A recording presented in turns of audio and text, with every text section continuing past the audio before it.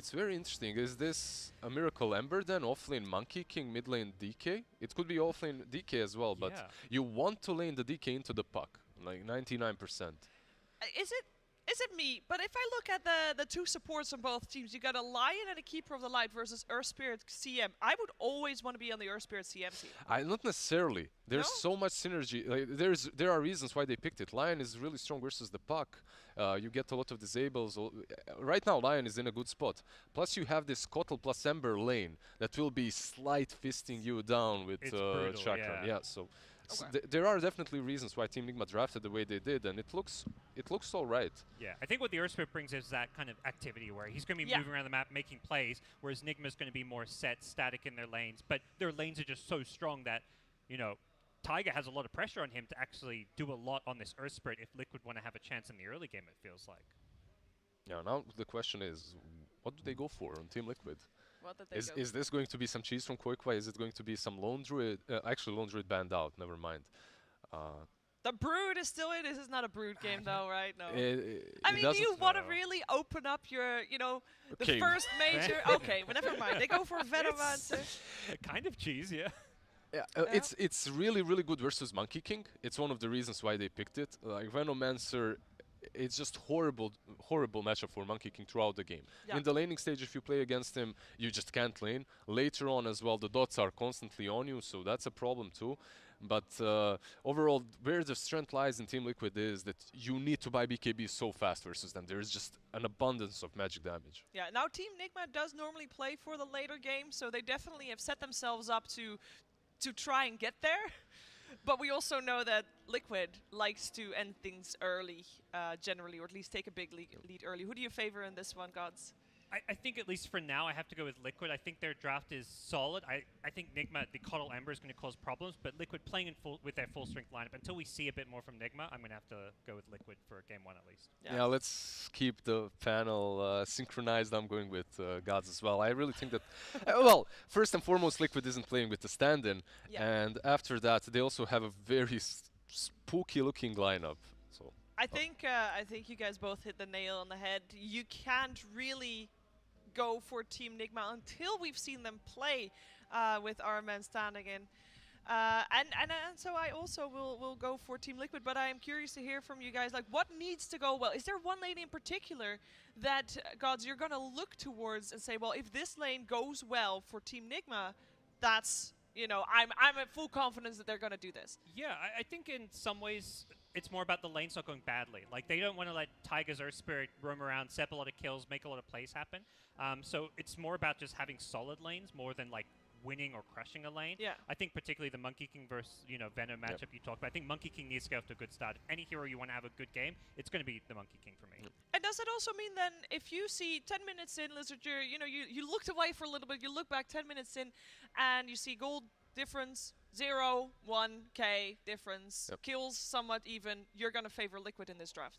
Not necessarily. I think that Liquid, like you guys just mentioned, they need to be the ones getting that early advantage. And if the goal difference is kind of even 15-20 minutes in, that means that Nigma is doing something extremely right. Yeah. And they're finding space, and they Oh yeah, I meant Yeah. Nigma is Yeah, doing yeah, well. yeah. That's sorry, yes. Yeah, they definitely can take this late game, and it's going to be on Ember. Like, he should have a very good laning stage with the Kotl, right? If they use the double sleight of fist very well, and if he gets a good laning stage, itemizes for those early for the early impact items, that is, he can definitely create enough space for Monkey to come online. And I don't know, I didn't look close enough, I wasn't fast enough. Did you guys see who's playing what on the side of Team Nigma? I wasn't fast enough. Yeah, me neither. Oh, darn it. I think we was playing Monkey King, but I can't say for sure.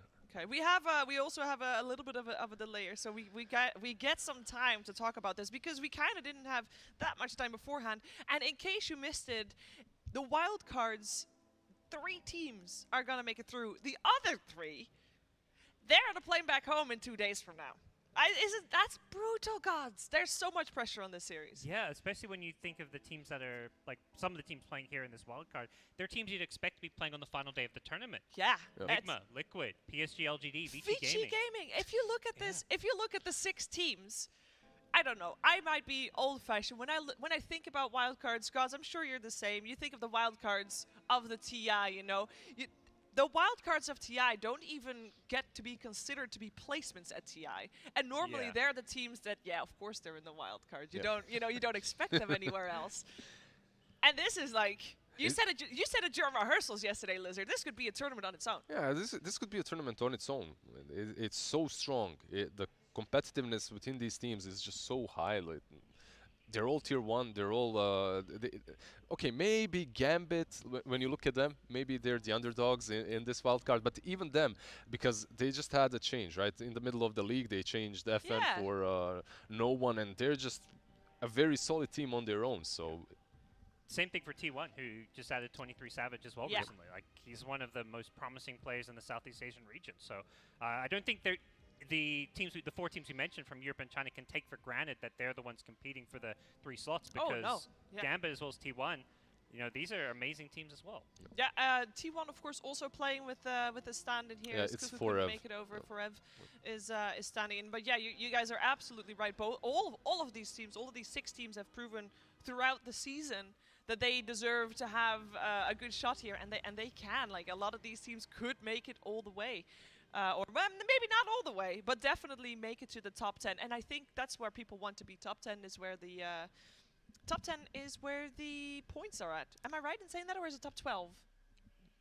Well, top 10 for sure then. Yeah, maybe. Whatever. I'm with Shiva. Thank you. I believe you, Shiva. Blind faith. I like it. By the way, what you're saying about AS Monaco Gambit, yeah, they did change no one, and it did look a little bit shaky at the start. I am very curious, and this actually goes for all the teams. It's been what, like 4 weeks, apart from for the Chinese teams. For everybody else, it's been 4 weeks since the league season is over. I'm curious was figured out after that, because we haven't had a patch. There's been a lot of data on a lot of these teams, so a lot of time to practice, a lot of time to scrims, and there's so much on the line here that I'm gonna imagine that I'm expecting, like, I could do research on the drafts and stuff, but I don't think that's gonna be useful. It's gonna be all different this time around. And even when there's no patch, I feel like the meta changes. Like what we saw at the start of the DPC season, like there It's were some completely heroes, different. I think OD was one of the most highly valued pick, at least in the NA region, and I think some of the other regions. But by the end, people were like, this OD hero is not actually that good.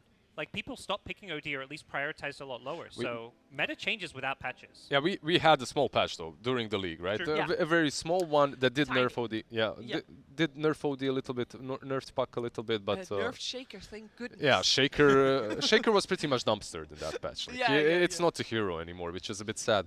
But looking at these drafts that we have just witnessed, it doesn't look very different from what they've drafted before. It's very, very similar, and I doubt the teams are going to step away from what they have been playing for 3 months very easily, even if some new discoveries have been made. I think we will see very similar drafts. I guess they gotta find out first if their old style will work here or not, right? And what they may find is that another region that they haven't played against has a better understanding of the meta, has a better understanding of what heroes work, and then they have to kind of innovate what they're doing, take some things like, okay, this other region's using this hero, we got to play this hero or we're going to lose. So you often see that TI where teams start mimicking the team that has the best results because they know the meta better than others. Yeah.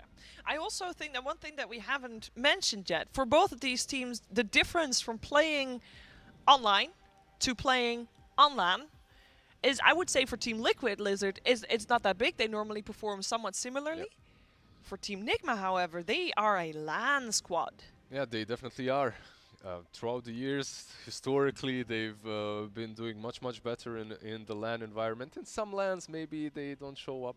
Like in some minors, if you remember, they didn't really work that well, but they won the most recent minor. And then they failed to qualify for the one after that. But that, that was an online qualifier, God. So they've got an excuse. They just need everything to be on LAN, and then they're golden. Yeah, I mean that's why they've had historically done so well at the international as well. Getting second place, winning TI, like these guys just step it up. And even with the standard, I think you got to look at them and say if they make it past this wildcard stage, they're a really big threat. For They really anyone that don't have an excuse, right? Because if you look at Araman, he's been like I think like a year or two ago, he's been very high ranked player, so he should be very mechanically skilled still. And if you remember OG on the Epicenter Major, they played with Soshka, right? Yeah. And they did pretty well too there. Well, they didn't reach the highest of heights, but Yeah. I they were mean, solid. we've seen it from Seb himself. The coach turned two-time TI champion. There you You know, go. there's a lot of coaches that are wanting to maybe fall into his footsteps. We actually have another team that has a coach, which is also called Mad, by the way. You know, he's playing, so it is. We'll see. Two Maybe Mads. this is the time. 2021 is the season of the coaches. Who knows? By the way, while we have some time, one thing that we also still wanted to show you is that for these two teams, there were a lot of question marks regarding who is playing which role, mostly, of course, on the side of Team Nigma. And not just because they had a stand-in, but also because they've been experimenting, I would say, with Weeha and Miracle switching mid to carry, which means there's only one role that we are 100% certain of who is playing it. And that's GH, and we're gonna take a quick look at him and his comparison to his counterpart on Team Liquid, which is of course Taiga Lizard. Yeah, you can see straight off the bat that when it comes to kill participation, they're very similar. Hero damage as well, tower damage. It goes a little bit in GH's favor, which is a little bit surprising for me considering what sort of heroes Taiga also likes to play. Is this me or is this an old photo of GH? Where's his hair? He has such fluffy hair now. It's so cool. Yeah. Sorry, I distracted you No, from no, no, actual it's- topics. It's fine, it's fine. I've been wearing the mask you didn't see, but I've had a little beard? a little bit of a beard, yeah, as well. Did you take any before and after pictures No, before you no, trimmed no, it? no. Should have. Should have definitely. No, I think it's probably for the best that I didn't. It didn't look that great. Not as fluffy, not as cute as GH's whole mess looks like. What do you think the difference will be for GH and Taiga with the Earth Spirit versus Keeper of the Light? Two very different style heroes, gods. Yeah, I mean, for Taiga, it's about being active. I think for GH, it's about just playing the lane and securing, using. I think the thing with Coddle that's we're seeing the really good Coddle plays is the recalls. Just the fact you can move heroes around the map, because TP scrolls in some ways. I think AUI who put it really well. It's kind of like your ultimate in the early game. When you use that TP scroll, you put on cooldown for 2 minutes. It's a big resource to use, but when you've got this Coddle who can recall people around, it allows you to make these really kind of strategic moves and rotations that catch your opponent by surprise. And when I think about GH and his starting days, I think about Kotal quite a lot. Like it's one of his signature heroes. Like we talked about Liquid and how much Insania plays it, but hey, Insania, move aside. This guy has been playing it for just as long, if not even longer. And you know how there's a saying of absence makes the heart grow fonder? You know, the longer we delay the game, the more excited you're going to be with it. Well, don't worry. This is finally the time where we're going to go into the game. And I know you are super excited for this first game of the One Esports Dota 2 Singapore Major. So let's waste no more time and head over to OD Pixel and Lacoste. Thank you very much, Shiva. Yes, we're just pretty much ready to get this one started. Nigma versus Team Liquid. It's going to be a very exciting start to the major here, Lacoste. What would you expect from this, from the lineups that we've got coming out here for this first series? Oh, for sure, man. I can't actually believe we're back to the land. You said it, exciting game ahead of us. I just want to see how Nigma is going to lane their heroes. A bit worried for Team Liquid because they really don't have that much tower damage. The only tower damage they have is pretty much the Venomancer. So, I've also worried that they don't have any abilities that go through magic immunity. So, once Nigma gets the BKBs on their cores, on the Monkey, possibly on the, even the Dragon Knight. Yeah, I mean, that is true. That is, once the BKBs are out, I mean, what do they do? For Liquid in this sort of game, do you sort of see this as a game where Liquid is, they're going to aim to sort of run this one over and shut it down within the 30 minutes? Yeah, they definitely need to win this early game. I don't think their heroes can match up well against what Team Nigma has in the late game. So, yeah, they definitely need to put a bit more pressure. And, what I'm hyped about? It's Davion. I think we should not call him Dragonite at all. We should just call him Davion. They asked for Season 2. This is it. RMN's bringing it here. Well, we'll see how he does in this episode. have some action already. Liquid trying to get out and look for something. But, not able to quite find it. So as you said, that lane matchup's going to be very important here. Who's trying to dodge who? Is there any sort of core matchup here that a team's going to really try and do their best to make sure it doesn't happen in these first bits of laning? I think Nigma is definitely more flexible because they have a Dragon Knight. Dragon Knight doesn't have too many bad matchups here. There's a lot of, slows coming up from the Earth Spirit, from the Crystal Maiden, Venomancer, so it's going to be a bit problematic for like Monkey King and Dragon Knight to play the game before like they get the BKBs. Also, like, I don't feel like the Bloodseeker is going to be able to do that much against, like, Monkey King is one of the better heroes against the Bloodseeker. Like, even if you use Rupture on him, he pops the ulti and just stands there, pretty much impossible to kill. So here we are. Owen, hype it up. Here we go. Bounty Root times. We've already got some courier action coming in from We Are. He's sneaking in. And over here to set up for the bottom lane. He's going to be joined by the duo to start things off, running that tri-lane down Enigma against that bottom lane Venomancers. We are indeed seeing Mickey this time round take to the mid lane puck. See how he does against Miracle. I mean, I guess we're sort of expected to see this right with Nigma. They said they were sort of changing things up, trying things a bit different. Do you imagine we're going to see pretty much Miracle back to mid in most of the games from Nigma this tournament? Probably. There's a bit of a difference how we and Miracle play mid, and I think everyone just wants to see Miracle on that mid lane. Dragon Knight on the top lane, like, he's pretty safe, I would say, starting out with the Bracer and the point in Dragon Blood. There's going to be a lot of harassment until someone decides to show. Here comes GH, point in Illuminate, has a healing salve, has a lot of regen actually on the hero. We talked about, you and me, about like, when they started the draft, like you asked me about the other regions, like Keeper of the Light's really not contested that much, especially in Chinese region, in Southeast Asia from time to time, but yeah, you said it, like Europe just loves it. They really do. I mean, and for understandable reasons as well, right? This hero with the ability to sort of bring people across the map, to have such a great way of preparing, stacking, multiple camps, cleaning them up yourself as well if you wish. And of course having that great team fight potential down the line with the Will-O-Wisp. If you do choose to go that route, a lot of magical things to be done with it, and especially when it's in the hands of someone like GH, you can definitely expect to see some big plays and big moves coming out because of him being on this hero. Yeah, GH already in the triangle trying to stack. There's two observer wards, like pretty deep one coming up from Team Liquid that scouted out the lanes, how they're going to set things up, and one on the high ground. Like, they want to see what's happening in the triangle. Are they stacking? They don't have like the best, like post 6-7 minutes, they have enough to actually take the stacks with the Bloodseeker and Puck once he has his spells maxed out. GH trying to run away from Insania, both heroes level 1 still. Kind of a slow start. Yeah, no killing quite yet. We're seeing on the CS mid lane, bit of an edge for Mickey, 15 for 1 against the 12 for 1 of Miracle. And on the side lanes, are we seeing anyone get left out? I mean, we kind of are down bottom. A bit of a slow start with the Ven. Top lane, bit of an attempt to be made onto RMN. Got right in, but again with the Bracer. And just that 1 point in the passive is just a little too much for Boxing and Insania to bite through. In fact, Insania taking some big damage here from the blast of GH.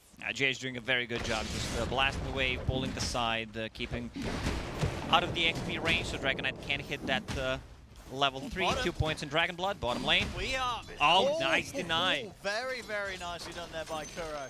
I mean, indeed, he tips out as well. As looked to be a little bit of a messy attempt. I mean, this is always going to be the problem. Even though Quake was having a bit of a slow start, he's starting to pick up now, and we'll be able to do so, of course, with that little bit of time. The Monkey King out of the lane. You got to be careful how you go on this Fenner, right? It can be very tempting when you get the Jingu stacks up, but if you're not quite able to finish him, he's just going to be able to slow you down and kite you up. Yeah, exactly. Like, you can't really afford to go on a Venomancer unless you can just bring him from 100 to 0, or like from 50 to 0 where he's sitting at right now. Top. A bit of an attempt to at least try and harass RMN out of the lane. Again, just very unlikely for Liquid to ever really be able to get the kill out of this. So as much as they try and beat him back, RMN not having too much trouble finding some good levels and farm from that top lane. And everyone is full HP, so Bloodseeker's really not getting too much out of that Thirst. Putting a second point in the Blood Right. Once Crystal Maiden gets like level 3, also needs to get some extra mana regen to be able to, you know, just keep spamming the spell. Aura is up, but it's a level 1 aura. Some mangoes, some clarities would help out. Taiga lurking around the mid lane. Interesting build on the Miracle on the mid. No points in the Flame Guard against the Puck. Just going for more of a like, I want to push out the lane with the Slight and more control with the Searing Chains against the Puck. Yeah, the route's going to be incredible. If they get any sort of rotation around towards the mid, you are going to have that skill set to really set up. It's top lane. Ironman trying to get in onto Insane, not quite enough to finish him off. Oh, bottom lane, there it is. This time round, Weeharp and Kuro able to finish up the kill. Tiger, he's trying to go for Wee. Is he going to be able to find him? Oh, the salve. Weeharp's going to be able to keep himself alive, but the roll forward from Tiger will secure the trade. As Tiger will make sure that Poitler doesn't die for nothing in the bottom lane. Oh, that was such a clutch play there. Salve didn't really work out, but could make a hell of a lot of a difference. Top lane, they are actually getting a kill. Dragonite, he put a point in the Dragon Tail on level 4 just to have that extra stun, extra ability. A lot of damage coming up from the Keeper of the Light. Ooh, it was a sweet attempt from Kuro. In fact, the Gale and the roll both missing. But still, enough damage to be done to take out Kuro before the TP was successful.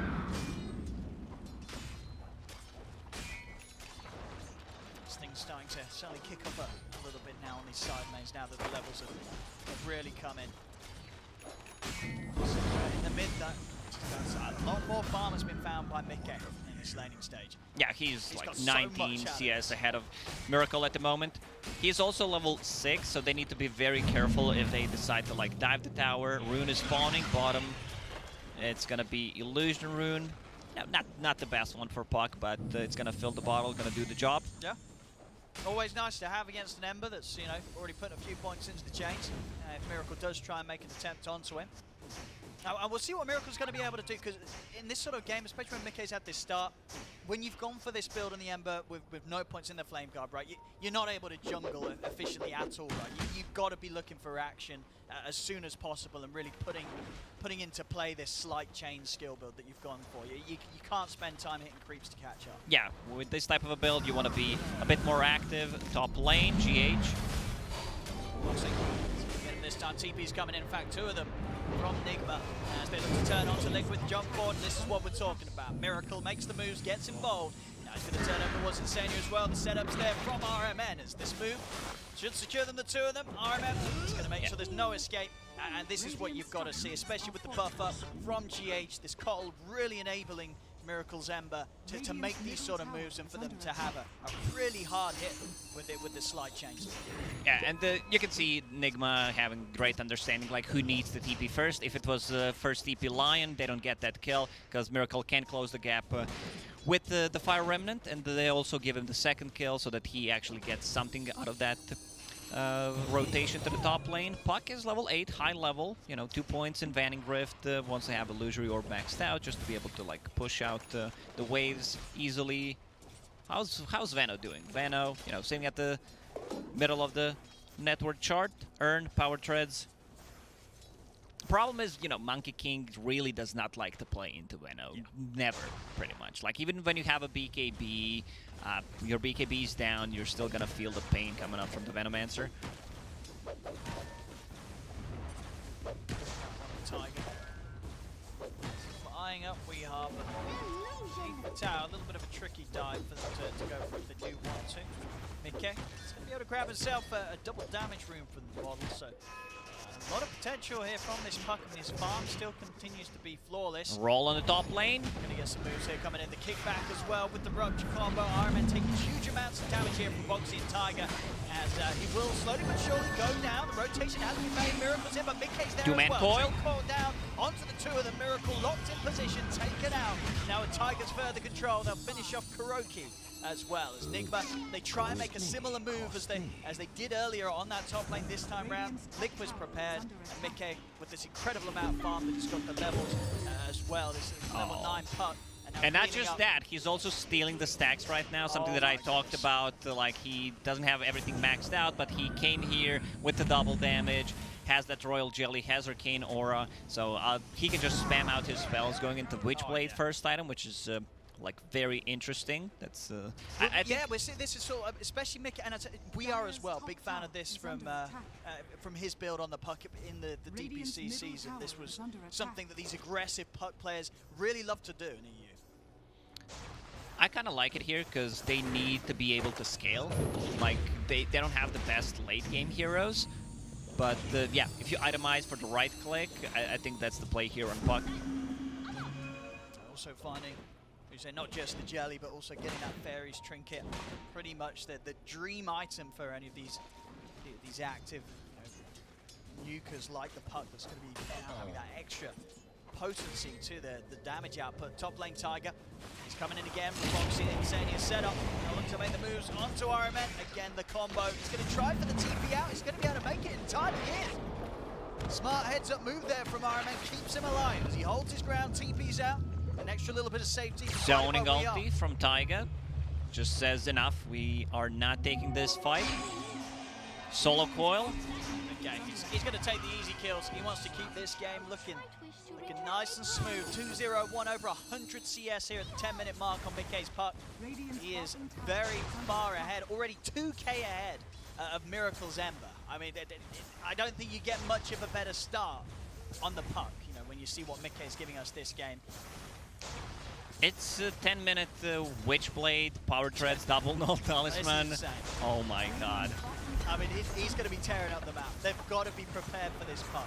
And you can't make the trade. Like Team Liquid putting the pressure with the Venomancer, one of the worst heroes you kind of want to gank. He's going into Spirit Vessel against the Dragon Knight, against the Monkey King. 5k gold lead suddenly for Team Liquid. Like this is the type of game that they needed to play. Like they need to have a lot of advantage early on. Man, Puck is just insanely good hero, even though they like have counters, Lion throughout the DPC and all other regions. Top lane, he's gonna drop. He's gone. Kuro, is he gonna be able to get his way out of it? Tiger, he's looking for the angle, won't find it with the roll through, but he finds it with the kick. Able to slow down Kuro and set up a second kill for Boxy up top. It's now 9-4, 6k lead here for Liquid. This is playing out exactly as you imagine Liquid needed to do. You know, I'm worried about once that gold per minute advantage gets 1k per minute. You know, it's getting there. It's getting very close. Top Tiger.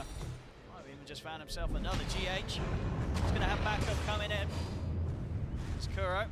Kuro also used the fingers, didn't get any of the stacks. Hex is available. Got Miracle coming in.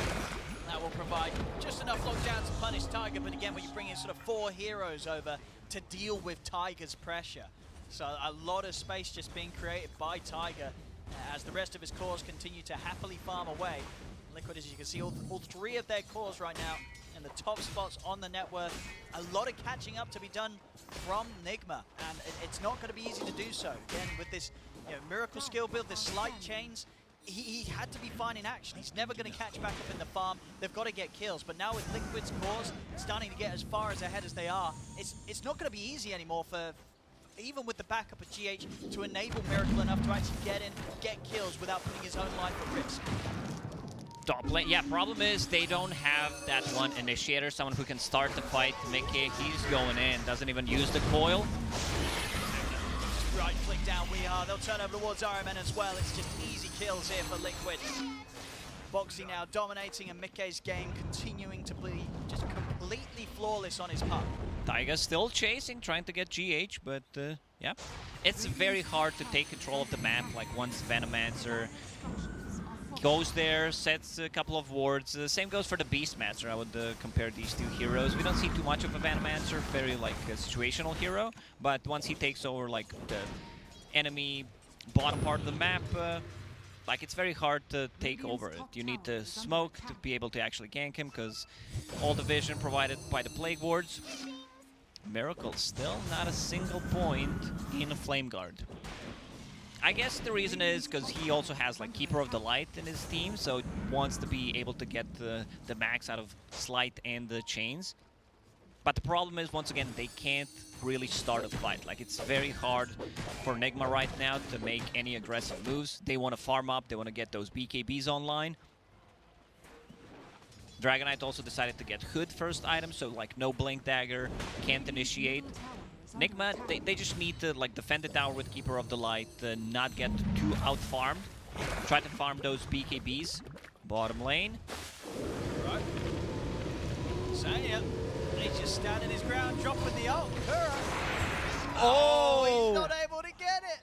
He throws out the finger, but it's not enough damage. It's the second finger that did not give him any stacks. It's definitely not one of the fun games for the line. Poor old Kuro. Never feels good when you're not getting those stacks up.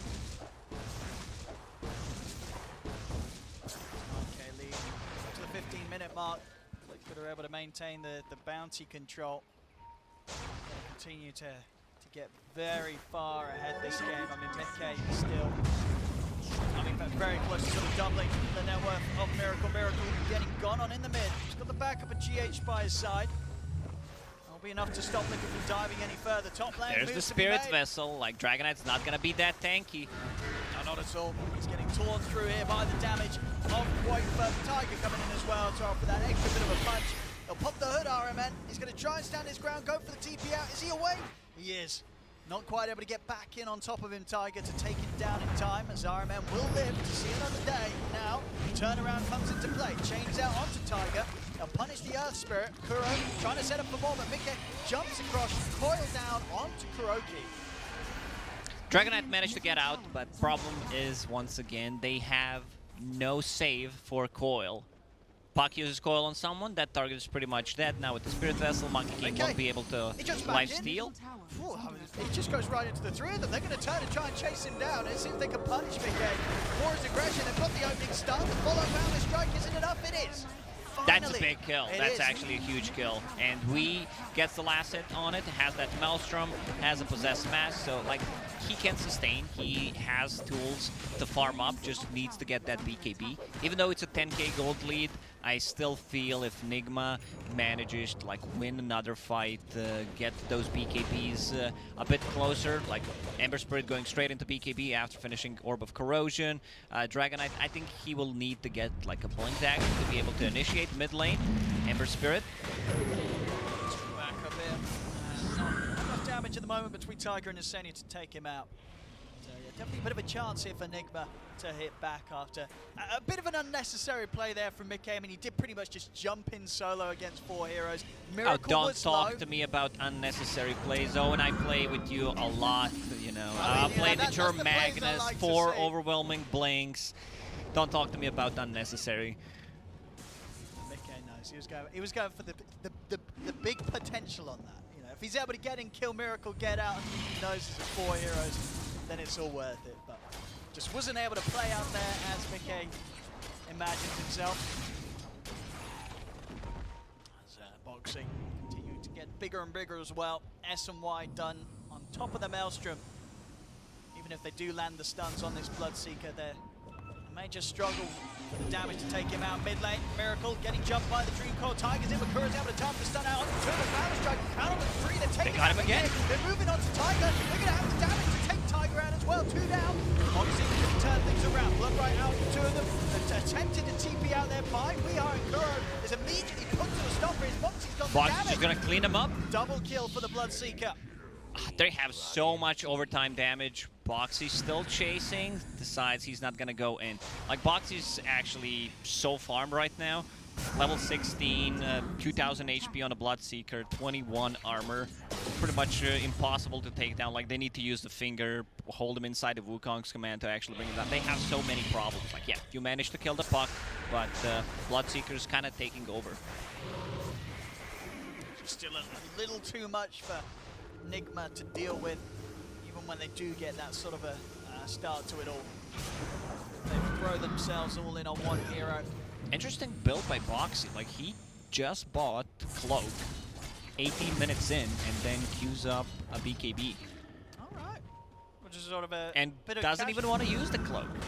I mean, surely he's gonna switch it into his an inventory in the fights, right? For Just sure, playing out. yeah. I mean, see, he still has raindrops, so once they burn Yeah. the raindrops, he can keep that Quelling Blade in. Oh, do you like that pretty cost efficient, a bit of a casual cloak at any stage of the game? Well, I think it's a bit of an overcommitment here. Like, Okay. it's a bit too late. They also don't have that much magical damage anyway. They have But that's, Finger, yeah, that's true, actually. I mean, Illuminate. maybe he just likes the cloak. There you go. It's a bit chilly. Gets his cloak on.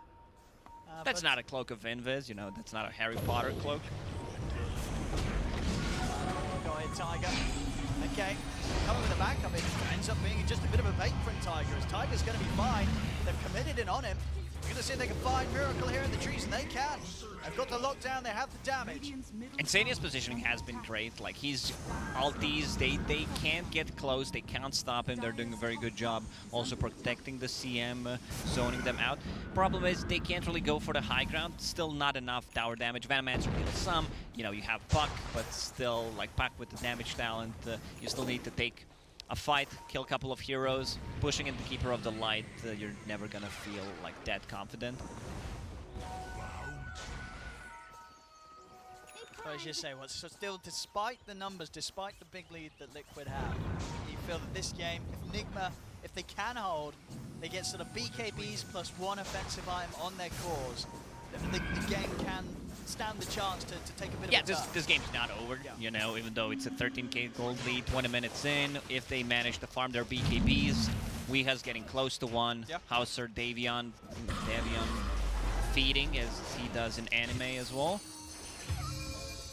Slowly but surely. Bought a Blink Dagger, so pretty much no gold lost. Down here we are. Try and stand his ground. He's able to get the ult off in time, and also gets the Jinku stacks build up, so Boxy can no longer fully commit onto a Tiger. He's going to try and roll back in, and okay, with the extra burst from Insania at the side, they've got enough to clean him up before he can get any more hits off and benefit from that lifesteal.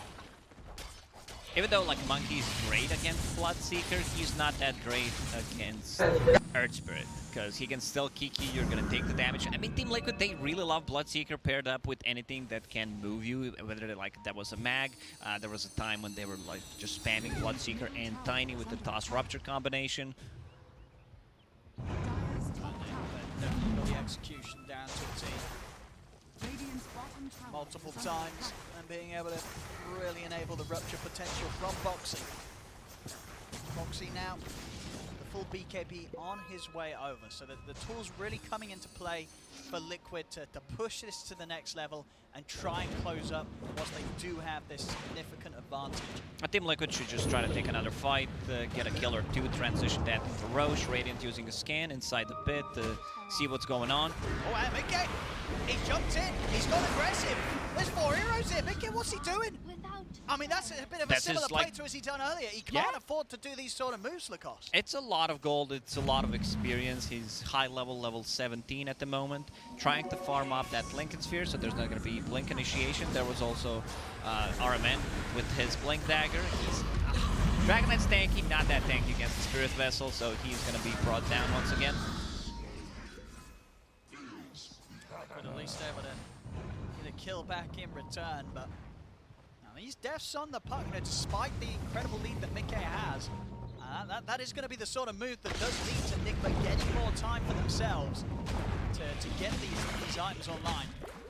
Bottom, diving in onto Kuro, Boxy and Tiger will be able to clean him up. Nigma just trying to do their best with the space that they are, having been creative for them. Top lane Miracle able to push that wave right out. We are also able to play down on the bottom half. Insania's on the hunt. Defensive Remnant is prepared though. Miracle, he's away. We are 100 gold away from the BKB. So the BKB, they're going to be there.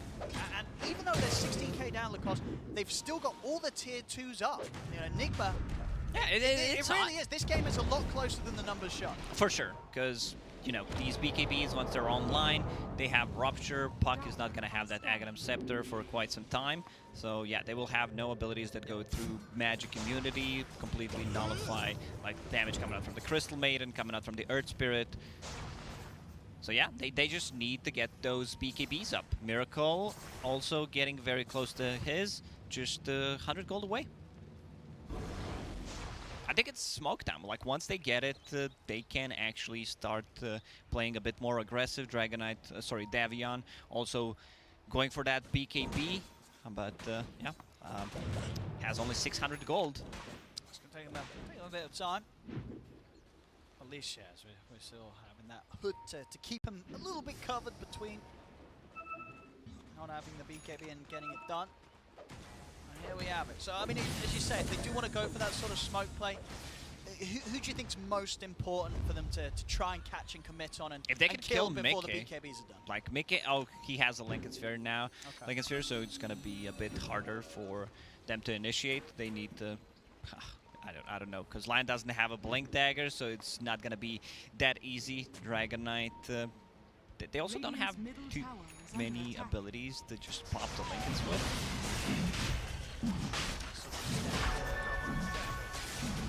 And I remember just to make sure that one of them's able to catch around it all. Going for the Roche though, Liquid.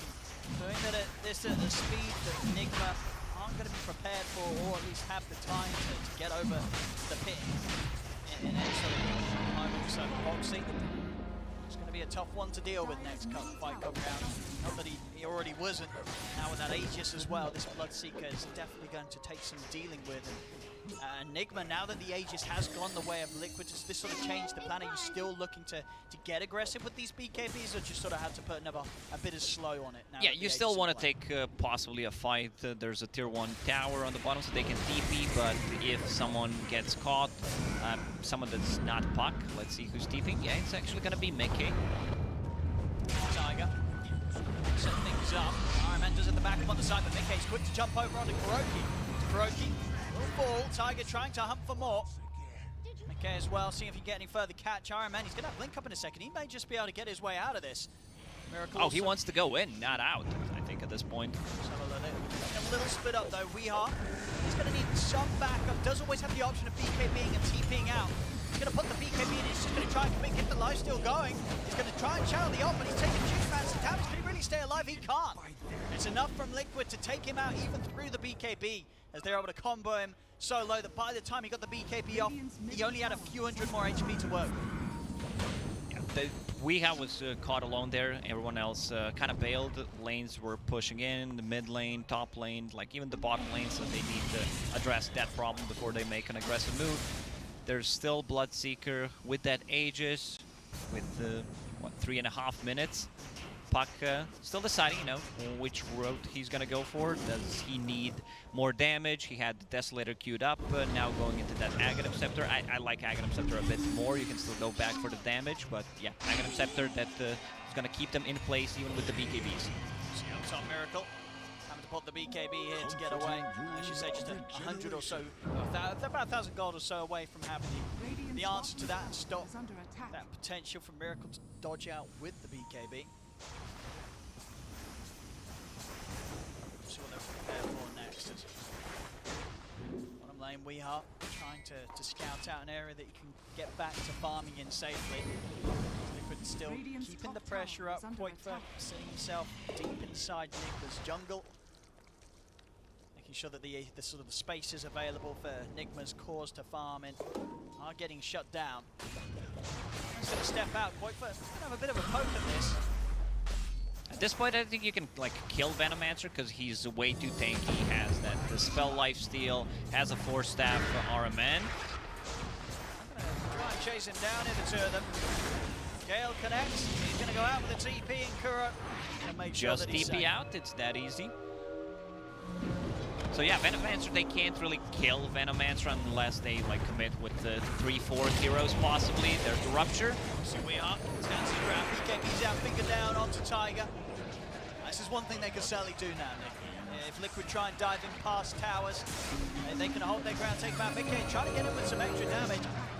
Onto Weeha's got to be careful though. RMN, Miracle, Kuro all by Weeha's side, ready to turn. Boxy trying to stick around for the creep here. Jump forwards there from RMN, but Mickey's still around. Starts to turn back in onto the Dragon Knight. Liquid will collapse immediately onto RMN. This time RMN will go down. Kuro misses a stun, does not have a finger, needs to be very careful. Kuro's very vulnerable to Puck, like Puck can just solo kill him with the Witchblade, also Lincoln Sphere, so you need to use 2 of your abilities to actually lock him down. Aghanim Scepter done. Also Arcane Rune, Coil is up. Now he's going back in for a bit more damage. That Desolator, something that's going to help him out with taking the towers, which I really like. Because you already said, like, they still have tier 2 towers alive, even though it's a 22k gold lead.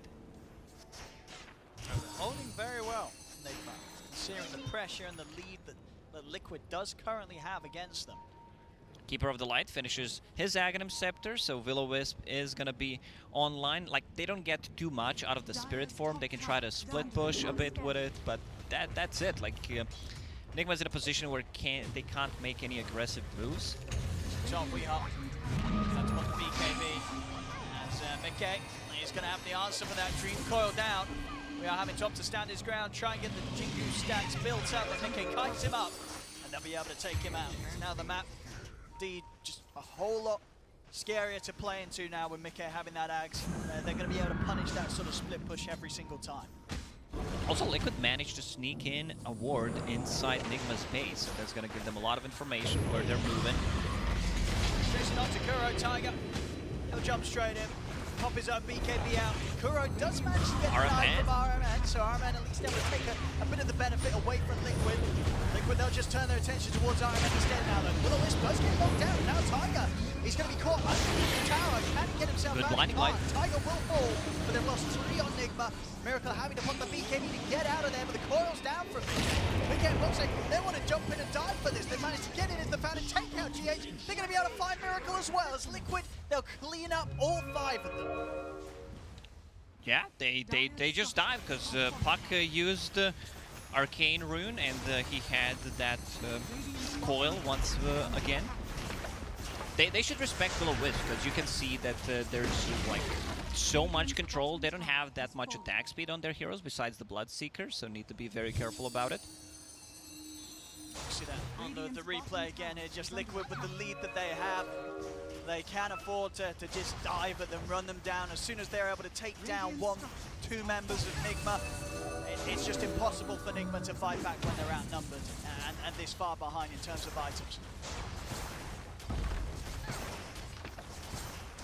Just one by one. A solid effort from GH to try and turn things around with a Will-O-Wisp. It's just not enough at this point. And the BKBs, as strong as the potential was to be this game, with a good timing, the timing just hasn't been fast. The fact that they come out at the same stage when Mickey has that Axe done, Liquid, they have enough of an answer to make sure that even with the BKBs popped, Nigma have a real struggle trying to stay alive. They don't have the answer for that. Coil, now even with the BKBs, Aghanim Scepter is done, so no like real counterplay. Someone gets coiled, they're pretty much dead. You can see we trying to itemize against that coil, going into status resistance. Yeah, it's gonna help, but still you need to be very careful how you approach a fight. Classic Liquid, you know, doesn't matter how far ahead they are, stacks will still be made. At this stage, he's cleaning them up for himself. This is something that Team Liquid struggled pretty much always, how to close out the games, especially when they like formed the team. There were games where they were like 40, 50k gold up, and they just couldn't close out. That's true. That's I mean, at this stage, it really is a question of, you know, I mean, can Nigma still turn this? It felt like they did have that windows when the BKBs were there, but as we saw, being around the same time that Liquid got an Aegis, and they were just able to make sure that the BKB purchases didn't really allow Nigma to do too much. Nigma still very much on the back foot. Jump in, they're able to come in and on to Mickey, keep the lockdown underneath. The Will-O-Wisp, he's able to get the face shoot down. Mickey can escape, he can't. Mickey goes down. Nigma there, and they're able to hold their ground. Boxy can get the cleanup though, blood right down as RMN's brought incredibly low roll across from Tiger, able to put a stop to the attempted escape by Weehawk. As Mickey may have fallen, and Liquid with Boxy at the helm, no struggle. Still cleaning up the fights in their favor, and this Bloodseeker just a little too terrifying to deal with. Yeah, Bloodseeker, they only managed to kill him once in the laning stage. That's pretty much it. Like, Foxy's way too tanky right now, has that Scotty against the Dragonite, against the Monkey King. He just has too much HP, too much armor at the moment to be brought down. Yeah, just beating back to base once more, Nigma. Down 34,000 gold. Big items coming out now, even for the fives here on Liquid side. As Insania picks himself up a BKB. He's going to be ready to stand his ground in the middle, drop some freezing fields without Nigma having, at the moment, any way to cancel that. Yeah, we talked about how team Nigma, once they get the BKBs, they don't have too many abilities. Rupture and the Puck Coil with the Aghanim Scepter, of course, now upgraded. But Nigma, they don't have abilities that go through magic immunity. No, they don't themselves. They really don't. Indeed, at this stage, you know, where's sort of that scaling potentially? I mean, you look towards the Monkey King, but of course he's been slowed down just as much as the rest of the team this game. A lot more time to Finally, get those scary eyes. they take the tier 1 tower.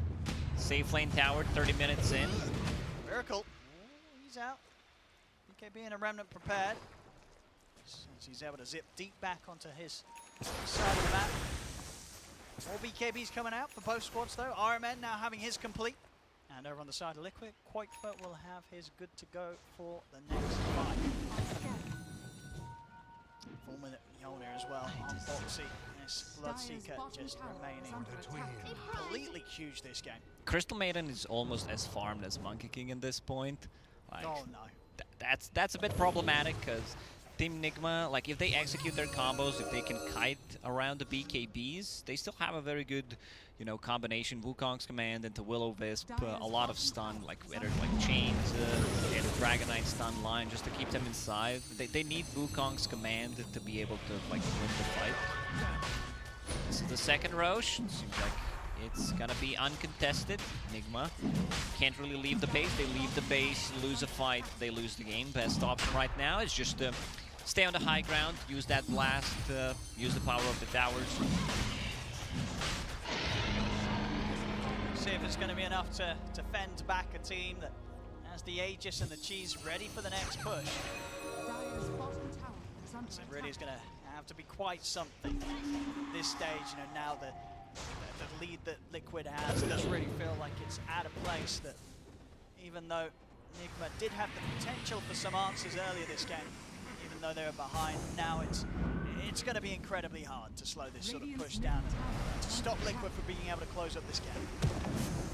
They're going for the high ground, try to poke something, get some chip damage with Venomancer boards. Puck has the Desolator, so that's going to help out. Tiger, Australian is having to kick back onto RMN. Will-O-Wisp down. BKB committed by Tiger. It comes out from RMN in response as Tiger has to roll out. Nigma are able to keep everyone alive. Still good damage done to the tier 3 here by Liquid. Still begin to chip it right down. Puck has Enchanted Quiver, so he can attack the tower from really far away. All they need is just vision on the high ground provided by the Venomancer. Yep. I mean, if they do not want to leave the base, this is how you play. Yeah. I don't know, Menke just sits out. Phase shift every time that the Quiver's off cooldown. And that tower will slowly get taken away, thanks to that increased range on those attacks. What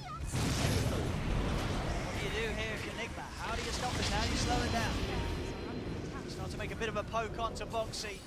This is not an easy kill. BKB and Aegis, you've got to deal with this incredibly far Bloodseeker twice. Roll forward from Type, will be put to a stop by the Mammoth Strike of Weeha. Miracle getting a little scared though, just pop the BKB himself.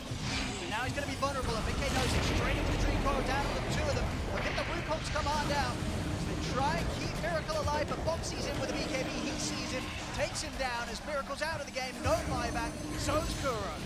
Two are down. Liquid sees the opportunity to dive in. Insania. Oh, Insania is in. The freezing field as they can't deal with the Crystal Maiden now at this point even. Monkey King with the buyback. I think this might be it. I don't think Nigma has many options left at this point. Buyback still don't want to take the fight. Very limited on the damage right now. Like Crystal Maiden, I think she's more farmed than the Monkey King at this point. Certainly seems to be it. 40,000 lead here for Liquid is finally putting it into play to close it up. We are trying to slow things down, but at least until Miracle's back up, Nigma's just not going to have a chance of bringing anything. They've found him. They've cut down his tree. They're straight in as Tiger kicks him back into the clutches of the rest of Team Liquid. Weehaw will fall out of the game for 100 seconds. Liquid, they're not done yet. Rolling over towards the fountain, making sure that Kuroki and RMN can't get back to safety. This is going to be mega creeps. I love to say when it's time to call it, it is time to call it, because Nigma, they have nothing left. And yep, they're going to call it GG. Team Liquid did exactly what they needed to do, like played extremely aggressive. They utilized their lineup nicely. Just overall great performance. Like they went through the laning stage after 10-minute mark. It was 5-6k gold lead for them. Just a clearly well-rehearsed sort of performance there from Liquid. I mean, we saw just straight from the off some of the players. You know, Mickey on this mid lane as the puck had an incredible start. And we saw sort of a couple of crazy deaths from him where he went in against 4 heroes, but the rest of the game, just flawless stuff from Mickey. He just made all the space in the world at the start and allowed Boxy to have an insane time on the Bloodseeker. Yeah, Boxy was just completely popping off. Mickey at the start, you know, great performance, died a couple of times. Was like, yeah, maybe they can make a comeback, but didn't happen. Did not at all. Some crazy stuff here from Liquid in the first game as they cement themselves the victory, getting themselves that early lead and just never letting it slip away. As Liquid, they'll take game 1 here against Nigma. Thank you, ODPixel and Lacoste. And this reminds me of, like, the old days of this squad. But when Boxy had a good game, the rest of the team has a great game. And this was a perfect example of that. Team Liquid showed up to play here today, Lizard, and they crushed it. Yeah, they crushed it. They broke them in the laning stage. Let me explain something. When the draft was happening, I said, this is a DK and the Lion. Puck should not have a good game. But that's if DK is laning versus that Puck, and then Puck doesn't have as much, and then you follow up with the Lion later on and you make his life miserable. That didn't happen. RMN, he's the DK. He's on the offlane. Puck is having a great game versus the Ember Spirit mid. He's dumpstering him, and then Ember does make a couple of rotations. He does get a couple of kills, but it doesn't truly matter. One lane that did surprise me from Liquid is the Venom and Spirit Spirit. I have a feeling that could have went even better for them as they were feeding a little bit. But overall, just a very, very solid performance by Team Liquid.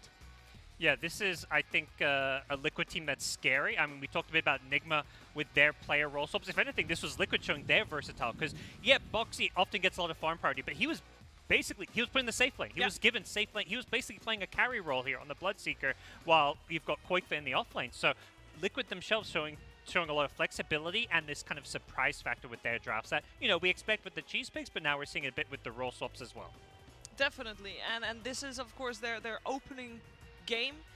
Very promising stuff coming out from them. And we talked about, you know, how the hero picks weren't really that different from what they played during the season itself. But as you mentioned, Gods, with the switch-ups that they do, some of the roles, yeah, we've seen it here and there. I guess this was the time where they switched it up most. Like, everybody was playing something different, obviously, apart from Insania and Taiga. Very, very refreshing. For Team Nigma, though, they had some glimmers of light there, too. We have to keep in mind that they're playing with a stand-in RMN on the offlane with Mind Control, not able to make his way over to Singapore. And even though they lost, I don't think they were completely lost in the game itself, Lizard. Oh, no, definitely. Sometimes you would see maybe RMN lost in the dire jungle, trying to farm a little bit too deep and then dying. Yeah, it happens.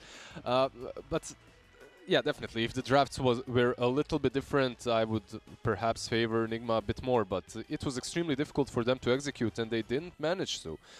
This is something that I feared for them, because when you make a swap from when you get a stand-in, it's kind of hard to coordinate. All these movements that come fluently with your natural player don't come as fluently with this new stand-in that you have to communicate about things that usually you're on the same page. You don't even have to say the thing.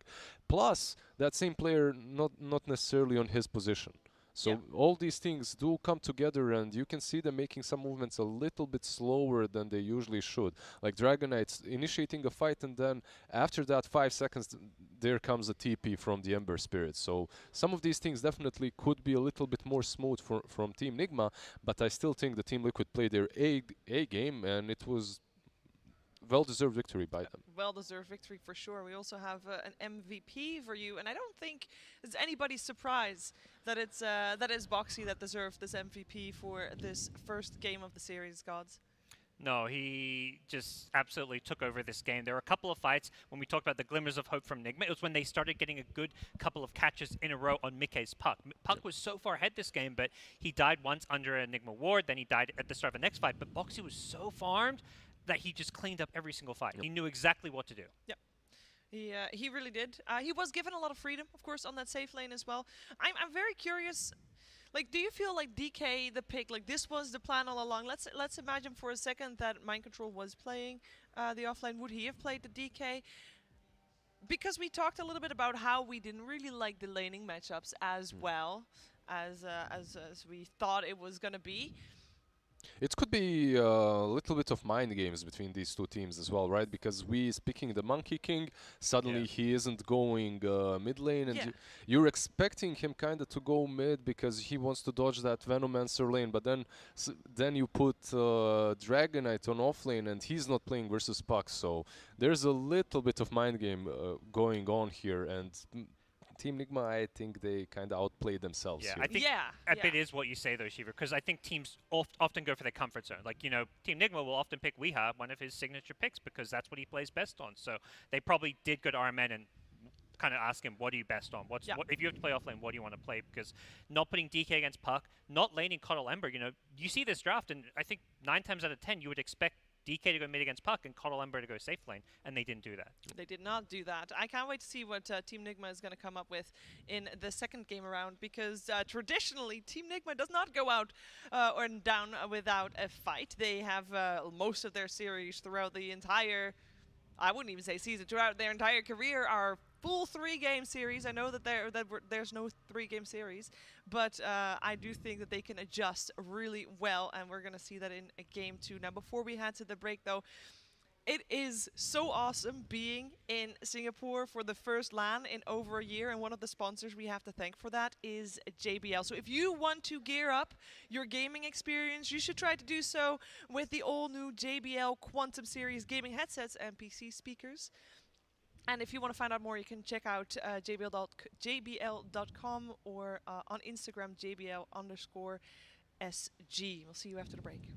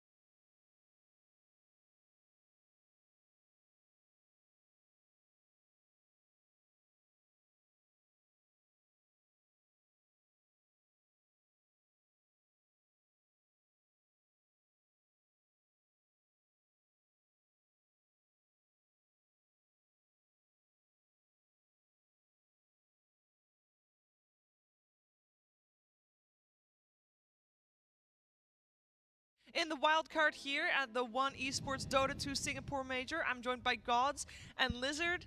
And guys, this first game that we saw in the that was the first game in the entire major, it definitely showed Liquid's good side here, Gods. It sure did. It showed them playing flexible, it showed them playing really fast, high pace, aggressive Dota, and they just never really gave many openings to Nigma. It wasn't like a perfect game, there were a few tiny misplays here and there, but that's almost like a good thing where you can okay, we didn't play perfect, but we played really, really good. Yes, one thing that we know from Team Liquid is that they are maybe not the most stable team in terms of performance, so we'll see if they can repeat their results in game number 2. And one thing that we know of Team Nigma, Lizard, is that they are really good at learning from games they lost. Yep. You talked about it earlier as well. You said that usually when they have a series, it goes the full stretch. Yeah. If they lose the first game, they either take the series or at least even it out, and then, So overall, I expect them to learn quite a bit from this first game. However, how much will they be able to use that, considering maybe some things that they've learned they didn't want to learn? Yeah, they have some problems. They might be a little stubborn here and there. Sometimes that's with the greatest captains. If they have an idea in their head that they think should work, they'll try to do it again and again and again, much to the frustration of a lot of their fans. We'll see here for game 2, though. I'm curious, Gods, is there any hero in particular that you'd say, you know what, let's not have Liquid have this hero this time around? For me, one of the heroes across all regions, you mentioned Puck is one of the most picked and played, but I actually think Earthspirit for me is one of the most problematic heroes right now. It just seems like by far the best forward position. It does the most. Both teams have a great Earthspirit play, so I think that Nigma should either take it or ban it. Yeah, it is the most played hero for Team Liquid as well, so it definitely was, especially the opening in general, both Puck and Earthspirit. Yep. Is if you're looking through Team Liquid's games, that's what you can expect. That's what you think is going to happen. But what's going to get banned instead, though, or let through? Right now, it was Weaver and Enigma that Team Nigma banned in the first phase, Lizard. And that's very understandable, because these are the heroes that are becoming more and more popular in the last few weeks of the DPC League. And they also shut you down when it comes to a couple of picks that you might want to get. However, if you do that versus Liquid, you're opening up so many possibilities that they will exploit, and we saw it right there. And both of these teams, they are really they're stealing each other's best heroes. You could see GH on that Kotl. At the same time, you could see Puck being played on the side of Liquid, which is, Mickey has been playing that Puck for quite a long while now, and he performs really well. But when you think of Puck on Nigma, that's a very fearsome hero too. So maybe we'll just see a small switch up with the heroes picked from these two teams in the second game as well. We'll definitely have a little bit of a switch up, I would imagine, considering it is game 2, so we're going to probably have some sides. And, sides maybe not turned around this time around. We still have Team Nigma on the Radiant side and Liquid on the Dire. First pick. Oh, we do have the Earthspirit banned out, though, as God said. Still Keeper of the Light going the way of Team Nigma. They were happy with that. And the thing is, with openings like this, these are practiced. If you're going to prepare for a major, you're going to prepare for, in terms of drafting, you can not really prepare for second half of the draft, but openings. You've got things set in stone. That's why we see this go so fast, Gods. I'm sure Liquid have, thought the same thing. Okay, this game, if they're going to change the bans, they might ban Earthspirit Weaver or Earthspirit Enigma. What do we change? So they probably already have thought about this exact scenario and have an idea of what they want to do. It's very peculiar for me that Team Nigma is banning out that Weaver, considering how much they played the Bloodseeker before, which is a hero that historically does pretty well. They've played it, I believe, even in the recent series versus Team Liquid. So something that's interesting. And also Team Liquid, with taking Dire, I believe, and choosing the second pick, they give themselves those options for cheese, because you do have the last pick as well, right? So suddenly you can maybe pick that Lone Druid, and you're playing with Team Nigma's head, really. Is also not Dire side. When you're talking about Team Liquid, everybody knows Insania is insane. I know, pun is great. Very good at stacking the entire jungle, almost at the same time, right? He is the economy player. And Dire, even though not really favored by a lot of teams, but if you're an economy team, you want to be on the Dire side, because it is easier to multi-stack on that side of the map, right? Yeah, that's a good point. I think like you say, Insania does it better and more than any other 5 position, it feels like. So definitely something Liquid have in mind. I think the other really strong thing about second pick is this pick right here. You get a pick and then you get bans to protect it. So we see a lot of teams pick up like a carry or some kind of really key hero here and then protect it. Timbersaw, There you Boxy go. special. And now they can ban out the heroes that Timbersaw doesn't want to play against. Yep. And there aren't too many heroes on the lanes, at least, that mess with Timbersaw, so you can ban those out and cover him. Monkey King, perhaps an Ursa or something similar, and the Timbersaw should have a pretty good game already versus the Dragonite. You're liking it. It's a very easy hero to just harass throughout the whole match, and also I don't mind the Puck versus Kotl matchup. I've talked earlier about the Lion being good versus Puck, but if the Puck is big, he doesn't care. Especially Mickey, he bought Lincolns in the last game. And then here he's playing versus Kotl, not a lot of control as well, and it will not be easy for GH to keep distance versus the Fairy Dragon. Puck and Timbersaw on the side of Team Liquid, there is an incredible amount of flexibility, right? Like, obviously we saw Mickey Puck previous game, but we know Koikfa and Boxy play it as well. And Timbersaw, I think both Boxy and Koikfa play it as well. Yeah, they definitely do. So a lot of flex, a lot of flex on Team Liquid right now. They banned out the DP as well. I'm actually surprised we haven't seen her in the first game as well. This hero for me is another one of those that hasn't been perhaps the favorite in the beginning of the DPC League, but slowly and steadily she's finding her foothold, and she's looking really strong. It kind of just simplifies how you play the game. You have Exorcism, you go group up, try take an objective, and I think that's something when you've got that stand-in for a team like Nigma, that can be really helpful. Which is why they're going to stick with this DK idea, because it's this hero that you kind of want to group up around. It's a hero that you show to a friend that, you know, he didn't play any MOBA games before. Here you go, Dragonite. You breathe fire, you stun, you're tanky, and you have a very cool ulti, so you're gonna like it. Yeah. Is this, I mean, having DK second pick, I know it probably is a comfort hero, as we talked about earlier for Armen. Are you guys happy with that? Like, do you guys think it would have been banned out in this case? Yep. I guess it doesn't reveal too much. Like, you can go a lot of different routes with a DK in your team. I'm personally not that happy about it. I think DK just is a middle of the pack hero. I don't think it's worth second picking, even though it is kind of that soft counter to Puck. I think Puck, you still play fine at a DK. We saw last game, like, you get farmed enough, you get that Lincoln Sphere, and even if you're not incredibly farmed, Puck just does so much, can be so active. So I'm not a big fan of DK myself in the current patch. I agree with you, but remember what happened in the first game. Puck wasn't playing against the DK in the lane. When you're playing versus DK in the lane, everything is difficult for a Puck. It's difficult to rotate, and that's what you want to do naturally because your tower falls instantly. The moment you move away, he's going to take it. Plus, you can't harass him out of the lane. And this, actually very interesting. They pick up a Nyx.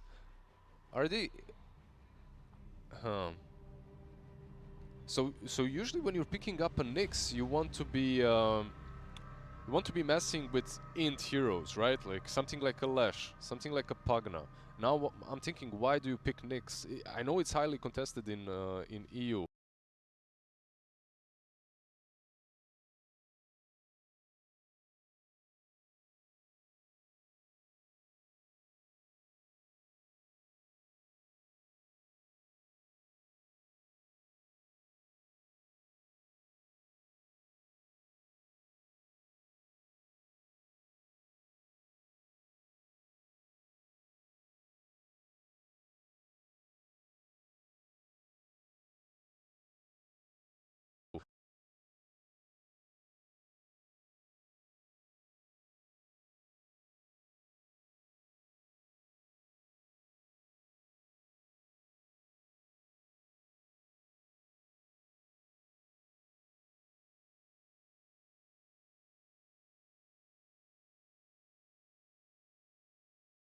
Reaching. I was silver-lining it. Come on.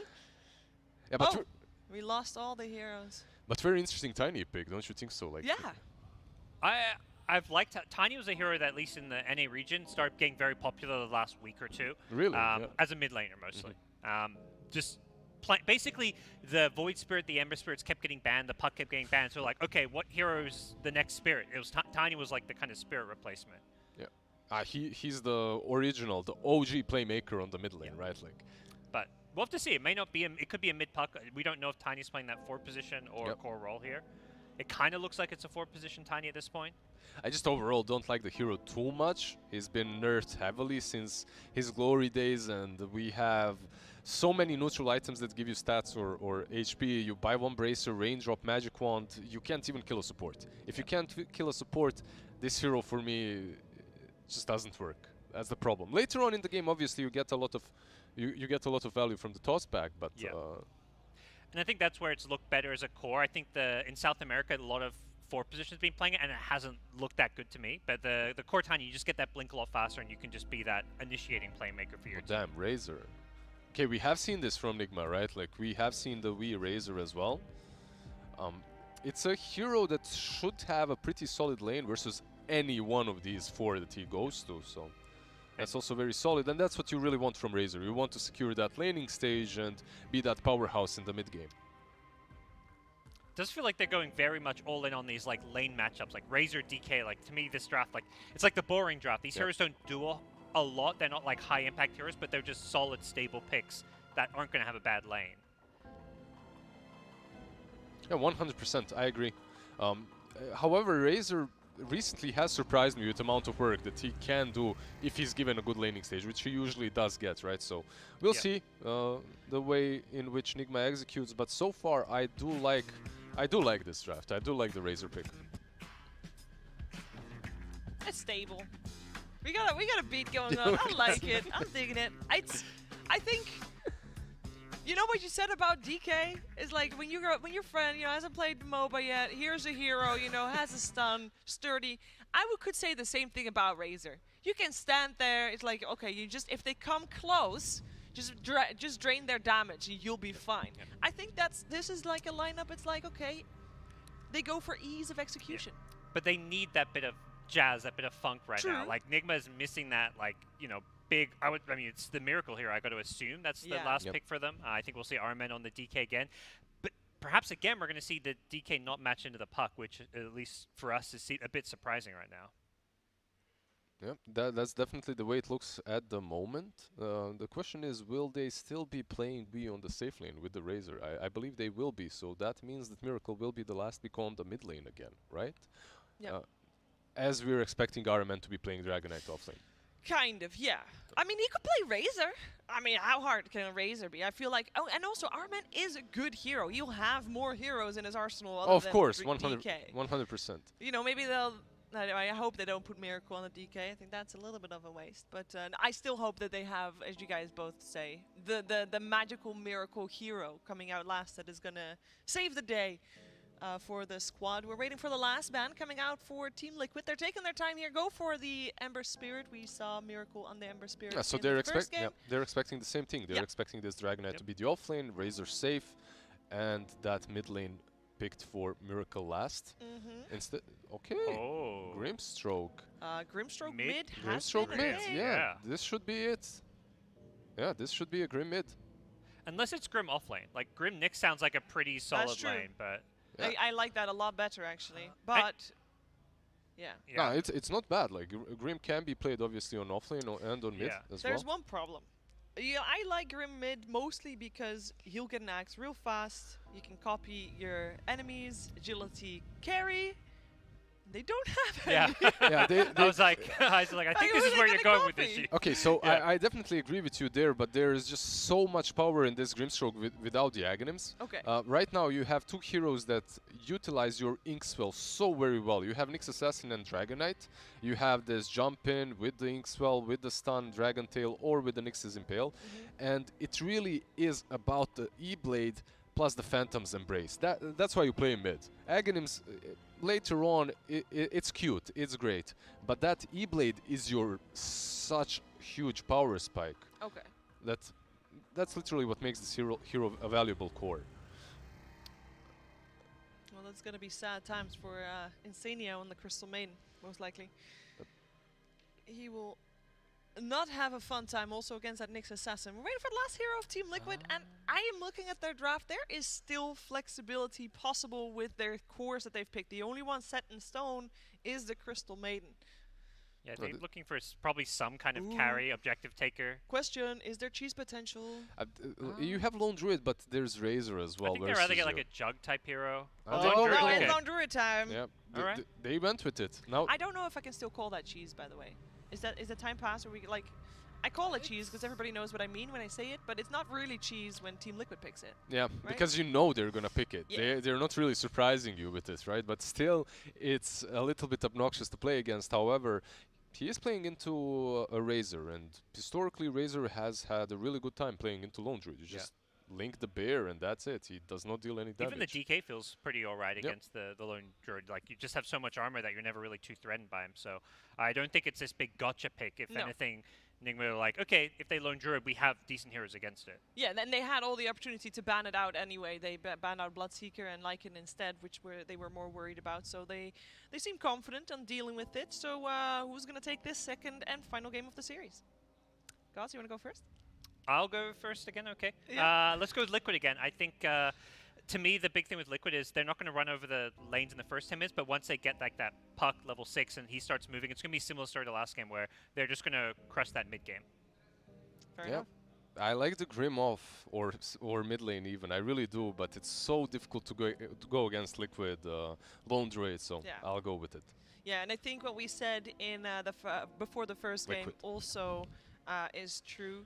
We said you can't not go for Liquid because they are the team playing with their full roster, right? And we have yet to see Team Nigma really basically surprise us with their current roster. And the first game didn't give me a lot of confidence that they will take the second game. But hey, what's the fun in predicting? We're going to see it play out. We're going to see who is taking the second game. Let's head over to our commentary team of OD Pixel and Lacoste.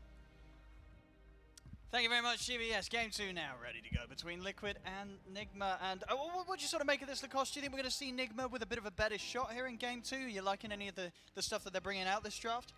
They're putting up Dragonite against the puck, which I like more. I thought they're going to do the same thing in game number 1, which allows you to, get a bit more levels. Then Dragonite is not that just the blink initiator. He's actually a hero that can scale a bit tricky, playing into like a Lone Druid. Some of the heroes don't match up well. Also, I don't think they have tools to deal with the Timbersaw. There's a mana burn, there's a Grimstroke. Like if you use Chakra, you're always gonna get that extra render damage coming out.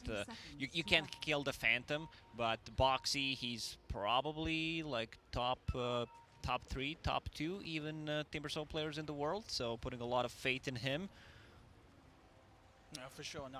Absolutely. One of those players that just knows the exact limits that they can push the hero to and get away with. So definitely going to have to be on the lookout for Boxy becoming an unkillable beast this game if Nigma aren't able to slow him down early on.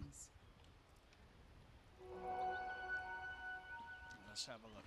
And I mean, as talked about as well in the draft, in the panel, and as we saw last game, last game, Nigma did ban that Lone Druid out. Do you think this game they sort of forgot about it, or they weren't really too fussed with Liquid closing with it, and that you think they feel that they can deal with it? Lone Druid is not gonna get picked, Okay. Having Razor, historically, this hero always dealt nicely against the Lone Druid. They also have a Dragonite. Gods talked about it, how he doesn't care too much about the Lone Druid until a certain point where like you're gonna always have that extra armor, so not gonna feel the damage. I want to talk about Tiny. Like, this hero has not impressed me. Toss back, talking about the Tiny, has a boost of speed to run from the static link. But yeah, the combo got nerfed. Everyone has like a bracer, everyone has a raindrop, like you get stats from the neutral item, so it's gonna be very hard to actually like kill anyone with the Tiny. Oh, well, we'll see. I mean, if anyone's going to show us how good Tiny can be, right, Tiger, he's going to be the guy to do it, as this dude's performances have just been off the charts every single time. So we'll see what he's able to pull off with the Tiny this game. Tiny's a type of a hero, you can toss back people, you can save allies with the toss, but that's it. Like, you have two abilities pretty much. Your 3 grab is not an ability when you're playing from position 4. Same goes for throw is a passive ability. So like, you use your combo, you wait. You wait until it resets. While we're talking, GH and RMN managed to get a kill on the top lane. Not only just the kill, but also Insania did try and salve up between those last few hits, so also down a salve in this top lane Liquid. And despite losing a hero, though, we've seen overall in this top lane, Koikfer and Insania have done a very good job of pushing Nigma back away from the creep wave, and as you can see at the moment, RMN really struggling to farm a tool up here, whilst Koikfer is having a lot of space secured for him on the lone druid safe. Grimstroke, I kind of hope that it's going to be a mid hero, because this hero has so much potential. Like, after seeing it played by Thompson, where he went for a Rush Ethereal Blade kind of a build, like you get it to 12 to 15 minutes depending how the game goes for you. Like, it has so much potential. Like, even in the offlane, I think there was one game in the Chinese region where it was played as an offlane. Hero needs levels, like all his abilities are extremely good. RMN has 2 Sage's Mask. Interesting. I'm wondering if he's like gonna try to upgrade that, get the Orchid. Oh, that'd be an interesting sort of approach from an offlane Grim. We'll see what RMN does do build-wise. It gives a lot of mana regen in the lane, but you could have also gone for some extra stats. Get that Null Talisman. GH needs to be careful, has Tranquil Boots, so he's gonna regen up, but can't really join a fight right now. Taiga already lurking around the mid lane. Let's see if they're able to catch Miracle off guard. Miracle, of course, with the brace of Fairy Fire Stick, couple of points in the Dragon's Blood. It's pretty tanky. Tanky enough though. Taiga able to find the positioning there to get that perfect toss. Gets the catch and the setup onto Miracle. Taiga makes the moves. Already, Mickey off to he was already having a good time. I mean, already just having the lead against the DK in that lane. 19 for 8 against the 14 for 1. A lane where in the 1v1 you're never going to be able to kill the Dragon Knight. If you have a position 4 that's going to make moves like Taiga, you're really able to deal with and shut down a hero that expects to have a decent time in lane against you.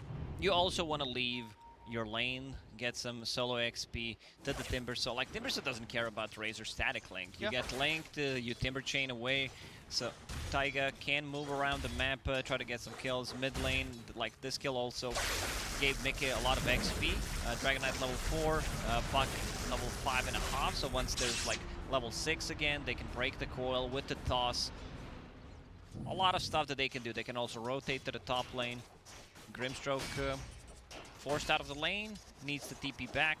Like, this item build to me seems a bit weak. You have no stats whatsoever. You have like 1 Ironwood branch, but you still have mana regen. Also, playing like Grimstroke without a cast range, you eventually need to get reds on this hero because you get so much value out of it. Oh yeah. Strokes get Toss bottom. Getting aggressive onto We Up. Actually can't quite find the angle to chase him for more though. Still good pressure. It's going to mean that We Are is sort of split from Creep Wave here as it hits the tower. Taiga is out in the trees, top lane. Attempt to be made onto Insania. Quite heading across. Gonna put the damage to bring down this Crystal Maiden. GH diving in. He'll be able to finish off the kill. As Insania goes down, Koikfer is chasing down RMN. He's looking for a route. There it is. You just had to call it. Indeed. Fairy Fire might just save RMN. Actually, RMN heads back in. GH is able to find the setup for an excellent stun though onto the 2 of them. That'll stop Koikfer from being able to chase down RMN any further. Does still manage to turn his efforts towards GH and get a good amount of damage done onto the Nyx Assassin. So again, this top lane, even though the Crystal Maiden is dying, Koikfer still able to make sure that having no struggle hitting the creeps on top. They're gonna pull this lane back. I mean, the creep wave is gonna die pretty quickly. Nice stroke of fate from RMN. Needs to be careful, like one root. Yeah. That's a lot of damage. Phase boots, Blightstone on the lone druid already. Mid lane, coil is available. There it is. Break the coil. Easy stuff from Team Liquid. I mean, they're certainly showing the power of this Tiny with these ganks mid. Taiga 2 times now coming mid. Tosses have been perfect. and Miracle, he's just not been ready for it. Nothing he can do. Like, he can try to farm the jungle, then Taiga rotates to the top lane, you lose out so much, Puck gets too much out of the lane. Possibly rotation from the Nyx Assassin could help out. Like, Keeper of the Light is not going to be able to do that much. Toss on the bottom lane. Box, he misses the Timber Chain. Yeah, we are good. I mean, can he chase this down? Yeah, he doesn't want to. Even with sort of a full steal of the static link, it's just not an easy kill to go for whatsoever. Boxy having that reactive armor up. A lot of value coming out from the Crystal Maiden in this game. Like Tiny, he just consumes so much mana. You pretty much need to have clarities running all the time on the hero. Has 2 clarities, has that arcane aura from Crystal Maiden, so doesn't need to worry too much about mana. And you also like want to get something that gives you mana top lane. GH will drop. More kills and glory here for Liquid, as Quoifer now starting to get involved in the action. Level 6 can start putting pressure onto this tower, and Ironman's got to be careful. He's gonna get the stun off, but the bear is in, and Ironman, he's gone. That's a double kill, and something that usually does not happen. Like your off-lane tower being pressured, like look how low it is, and it's also just the Nyx Assassin. Coil. Yep, Mickey and Tiger, they're straight round to the back lines. Coil dropped down onto the Kotl, and Kuroki, he's out. GH as well, tossed in position as Liquid, they'll find the 2 of them. This top tower, they attempt to defend it, but no defense can really be put in place at all. 4 heroes, they killed the tower. Mickey, TP's mid, has regeneration in the bottle, so he can defend the tower. Dragon Knight popped the ulti. It was ulti with the arcane rune, so gonna lower the cooldown. And they can rotate heroes to the bottom lane. Like with the 10-minute catapult, they can start pressuring the bottom tower. Timbers is level 6, so you need to be very careful. Taiga's already there, like this is Dead Razor. Straight in with the combo and the burst is insane between the 2 of them. I mean, my goodness, you know, 7-2. And I mean, he's really making it work. As you said, you know, at the beginning, you sort of had a bit hesitant on what to expect from Tiny, but Taiga, he's just making this hero look so fantastic in this lineup. 5 assists straight up. His movements have been flawless. He has 2 CS, but he's been involved in 5 kills.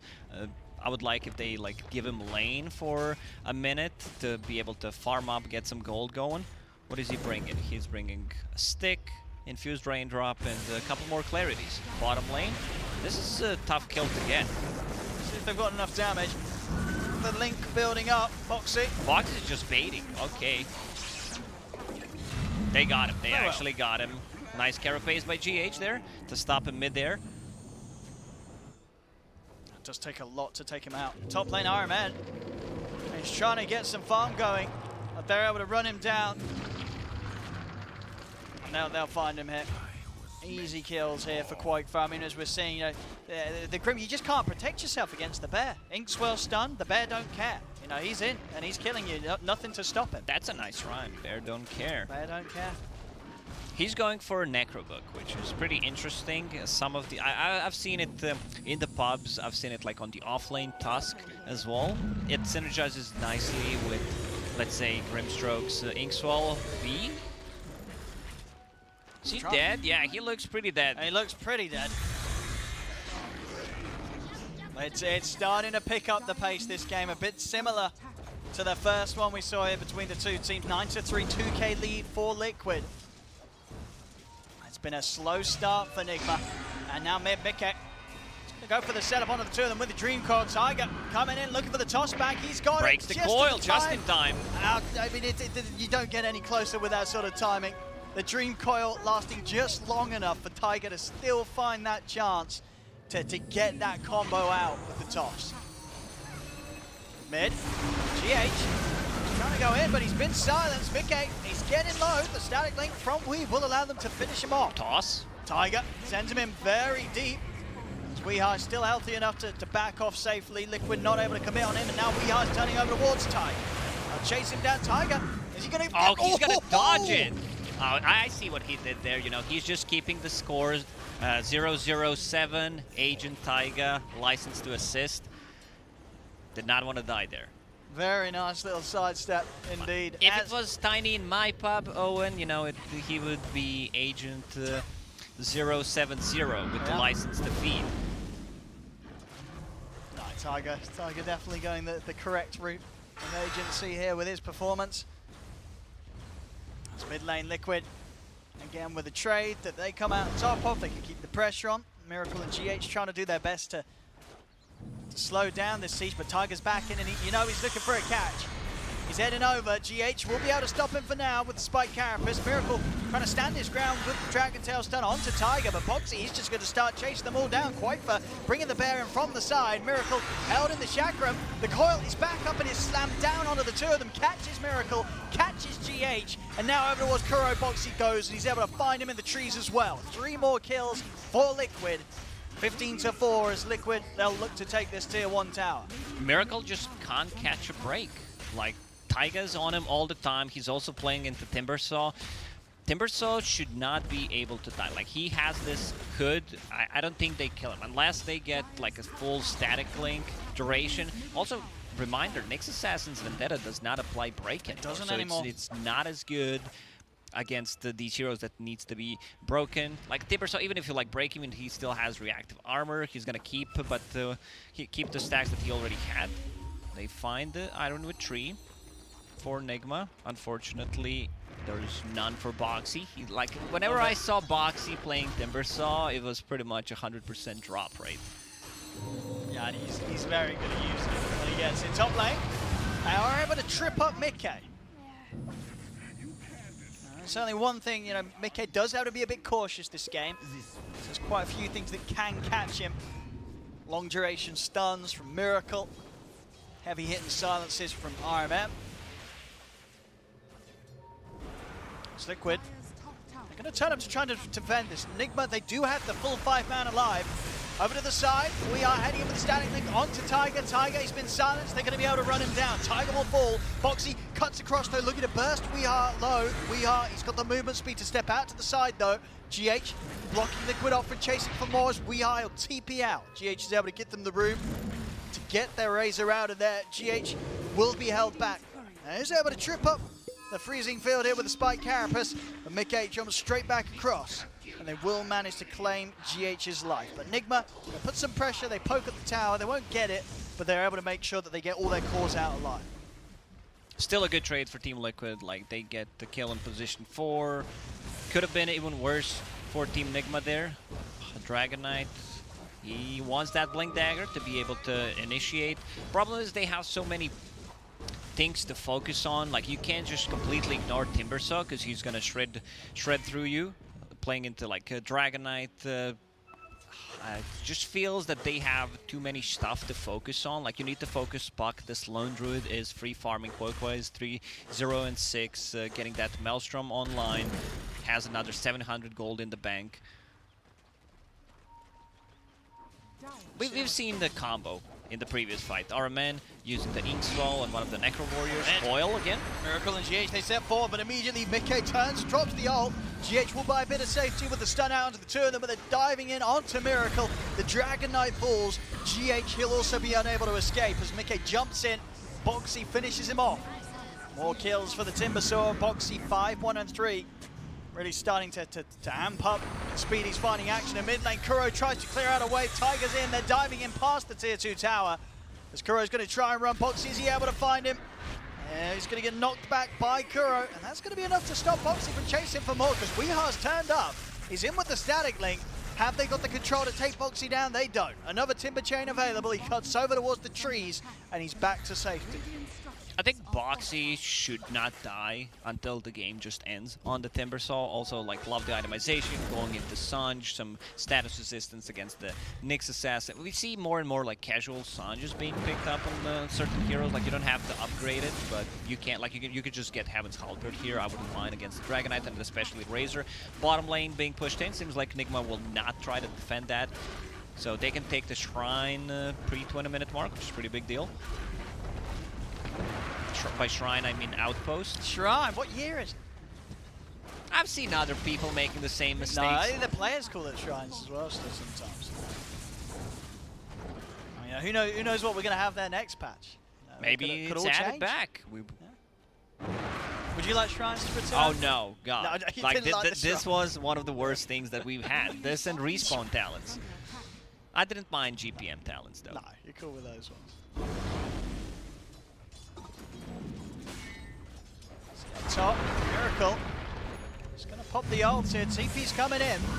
We are. He's going to go for the easy link onto Insania, but the toss Nice back, toss Tiger's back. able to save him. Gets Insania back underneath the tower. GH tries to get him with the combo, but Mickey blows him up. Dreamcoat down onto We Are. Miracle's heading in with the Dragon Ball. They've got the silence. The Soulbind locked down onto Mickey. It's enough. They bring down the puck. Liquid, are they going to continue to try and fight on Box with without a nice Mickey? body block. Looks like they're certainly going to try for it as Boxy's in. Toss onto Quite for getting it straight in onto the front lines, over onto Weehaw, as Weehaw will get caught out. The rest of Nigma, they're able to back off in time. This is something that Boxy does really well, just using the chakram and keeping them inside of it with his hero, just body blocking. We can call him Bloxy when he does that. Like it. As you said at the start, very competent Timber player sitting here. They are going to try and commit onto him.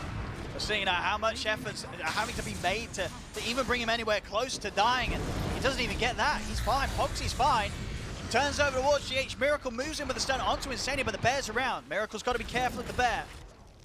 Now you can see even the experienced players like that Nigma have on the team. I'll shut up. Yeah, this is just gonna be a dead Crystal Maiden. Like they still don't know how much damage this Timbersaw is gonna take. He pops the hood, reactive armor kicks in. It's pretty hard still, you know, to just know if you can take him down. They try to poke, see what happens. So for the next fight, they will know that they can't kill the Timbersaw. He's very vulnerable to Phantom's Embrace. Like, you just use mana, Chakram is out, you can't attack, can't get it back. Tier 1 tower still standing, 18 minutes in. Even with a Dragonite on the mid lane, you're still not able to bring it down. Nyx Assassin. I like the build here. Like, just max out the spike, the character pace instead. And I think you don't put more than 2 points in Impale. Just try to get the mana burn online. Great against the Timbersaw, great against Puck. Because Carapace really scales well. 5 seconds per level. Philosopher's Stone found out. One of my favorite items. Zoom in. Boxy. You know, he's just in. He's just in there on his own. He knows it's going to take so long for them to kill him. There's more than enough time for the rest of Liquid to turn up and try and turn things around. But Insania dropping out the freezing field. Miracle getting low. Mickey's able to finish him off with a bit of burst. He is. As Miracle goes down, so does GH. It's Liquid, they're diving in for more. Tiger getting the toss up, throwing Quake's bear straight in over towards Weehaw. Tiger will fall, but Liquid, they're just finding the cleanup here with 3 dead. Boxy even diving up to the high ground. He won't be able to quite have the damage to finish off Weehaw. Quake over to the they side. found the Keeper of the Light as well. Root, Fear, dead. 4 heroes for 1. It really is at that point. It's a second time where Nigma, they've tried to kill Boxy. It was relatively deep on their half of the map on the mid lane. It doesn't matter. Boxy can get away with that sort of move every single time. They just can't kill him. Yeah, they tried once again. He's just not... they don't have enough damage to actually kill him. If it was the old Nyx Assassin, possibly with the break, if he has no stack, Boyko could be in a bit of a trouble here. And I love that. Like, I actually love that. He's the one keeping the Philosopher's Stone, something that we see when there's like Zeus, when there's a Tinker on the team. Like these heroes just benefit so much from the Philosopher's Stone, because like you don't attack with the hero at all, like you don't deal any right-click damage. Blink in from Miracle, no stun. I mean, you Let's say you slow down. like it, but top. They're able to kill Miracle off. They've got him in the coil. They've already taken out GH. See if they can chase Miracle down. Is he going to have any other way of getting himself out? He's going to jump over to the side. Kuro and RMM by him, and says he's still going to be chased by Boxy. Boxy's just going in. Can't go any further though. They'll be able to keep the rest of them safe here, Nigma. Still 26-9. Definite struggles here again in game 2 against Liquid. Timbersaw has 54% magic resist with Hood and Nether Shawl. Like, it's the perfect Timbersaw item. Oh yeah, I mean, he's so tanky. So unbelievably tanky. Only having that 1 death this game. I think you're pretty much bang on when you say you just don't expect to see him go down again this match. unless something drastic happens. As Nigma still very much in a tough spot here in the second game. That's a lot of pressure. I mean, in terms of sort of carry potential to scale and turn things around, I mean, your best hero on the lineup is this Razor, but Razor just as a hero in general is, it's not a great one to play from behind. This is never going to be that carry that sort of saves a broken game. That's the problem. Also, you have a Grimstroke as your off lane, so he's not going to be able to really scale. Grimstroke is, you know, okay if you're playing ahead, if you have like a great target to get possibly like Aghanim Scepter. They don't have that kind of a hero, so even if he like gets the Aghanim Scepter, you don't get the value from it. No, not at all. Definitely a tough lineup to play from behind, and you know, not sort of the same way as we saw in Game 1. You know, there very much was the sense there at Game 1, they get the BKBs, they may have a chance of fighting despite the huge gold deficit. This game is much tougher for Nigma, but we'll see them give the best shot here as Miracle. He's up to the high ground. He's able to find the jump in onto Tiger. They do take him out, buyback. But now the coil's out. Mickey's able to trap the two of them by the outpost. Time being brought for the extra TPs to come in. Boxy just charging in over towards Miracle, takes him out with the Timber Chain. The Avalanche combo coming crashing down onto Weehaw as Liquid find 3. They're not done yet. Whipping down RMN as they'll slow him in position, surround him with the Timber Saw. As RMN, he's out as well. 4 dead on Nigma, as it just seems to be just too impossible at this stage to fight against Liquid's lineup. You know, for Nigma to sort of hold on and have a chance of turning this, they're definitely going to be crossing their fingers for Liquid to make some massive mistakes, because if Liquid, they play this one out, it's pretty much game over. Yeah, you need to be very careful, you know, just going all in on position 4, position 5. They use the buyback, you're fighting near the outpost. They can just instantly buy back and come back to the fight. You're caught out of the position. A rough one. So they take another tier 2 tower. They don't have any tier 2 towers left. They don't have the outpost. Like, they could just go inside the pit and I think just take the Roche, try to take a fight there.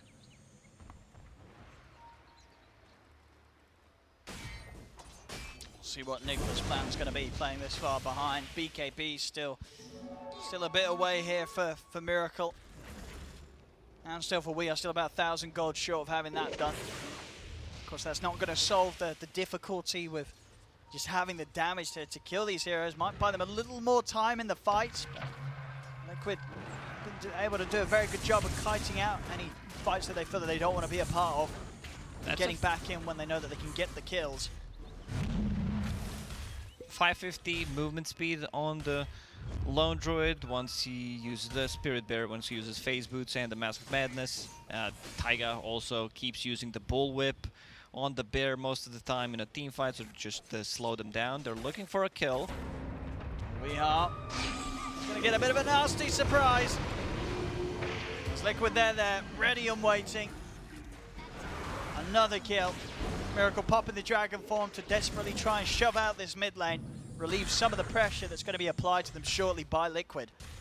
Well, we know which team watched anime, right? The one that's picking Davion 2 times in a row.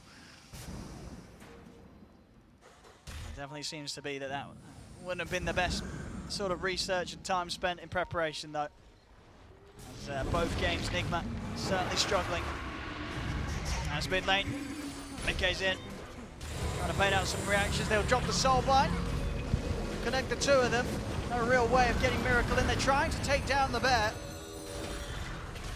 So that's going to be a dead RMN on the front of it all. Again, these Lincolns just making it impossible for them to ever really find the chance to commit in onto Mickey. Kuro will just be able to live. Fortification out, Miracle tries to jump in with a catch, but a blink out takes him away. It took them a while to end the previous game, but this one, you know, they're going high ground, even without taking the Roche. All tier 2 towers are gone. Like, the safer play would be, you know, get that Roche and then try to end the game. See if Nigma could find a chance to at least give it one more fight outside of the base, or if Liquid just won't allow them any opportunity to do this. As the map has become a very, very scary place for Nigma right now, playing with the deficit that they have. Pretty much the same story from the previous game, where they're stuck inside the base, they're getting the farm once the creep wave pretty much meets where the tier 2 tower was. This is the all farm they can get, and look at where Mick is standing. Like, he's not trying to make stuff happen, he's just farming the ancients. They're getting the most out of the map. GH scouting things out, but there's no way he's gonna kill him. Pretty much same item build from Mickey as in the previous game. A Witchblade, then a Blink Dagger, going for the Lincoln Sphere, and a bit more damage with that Desolator.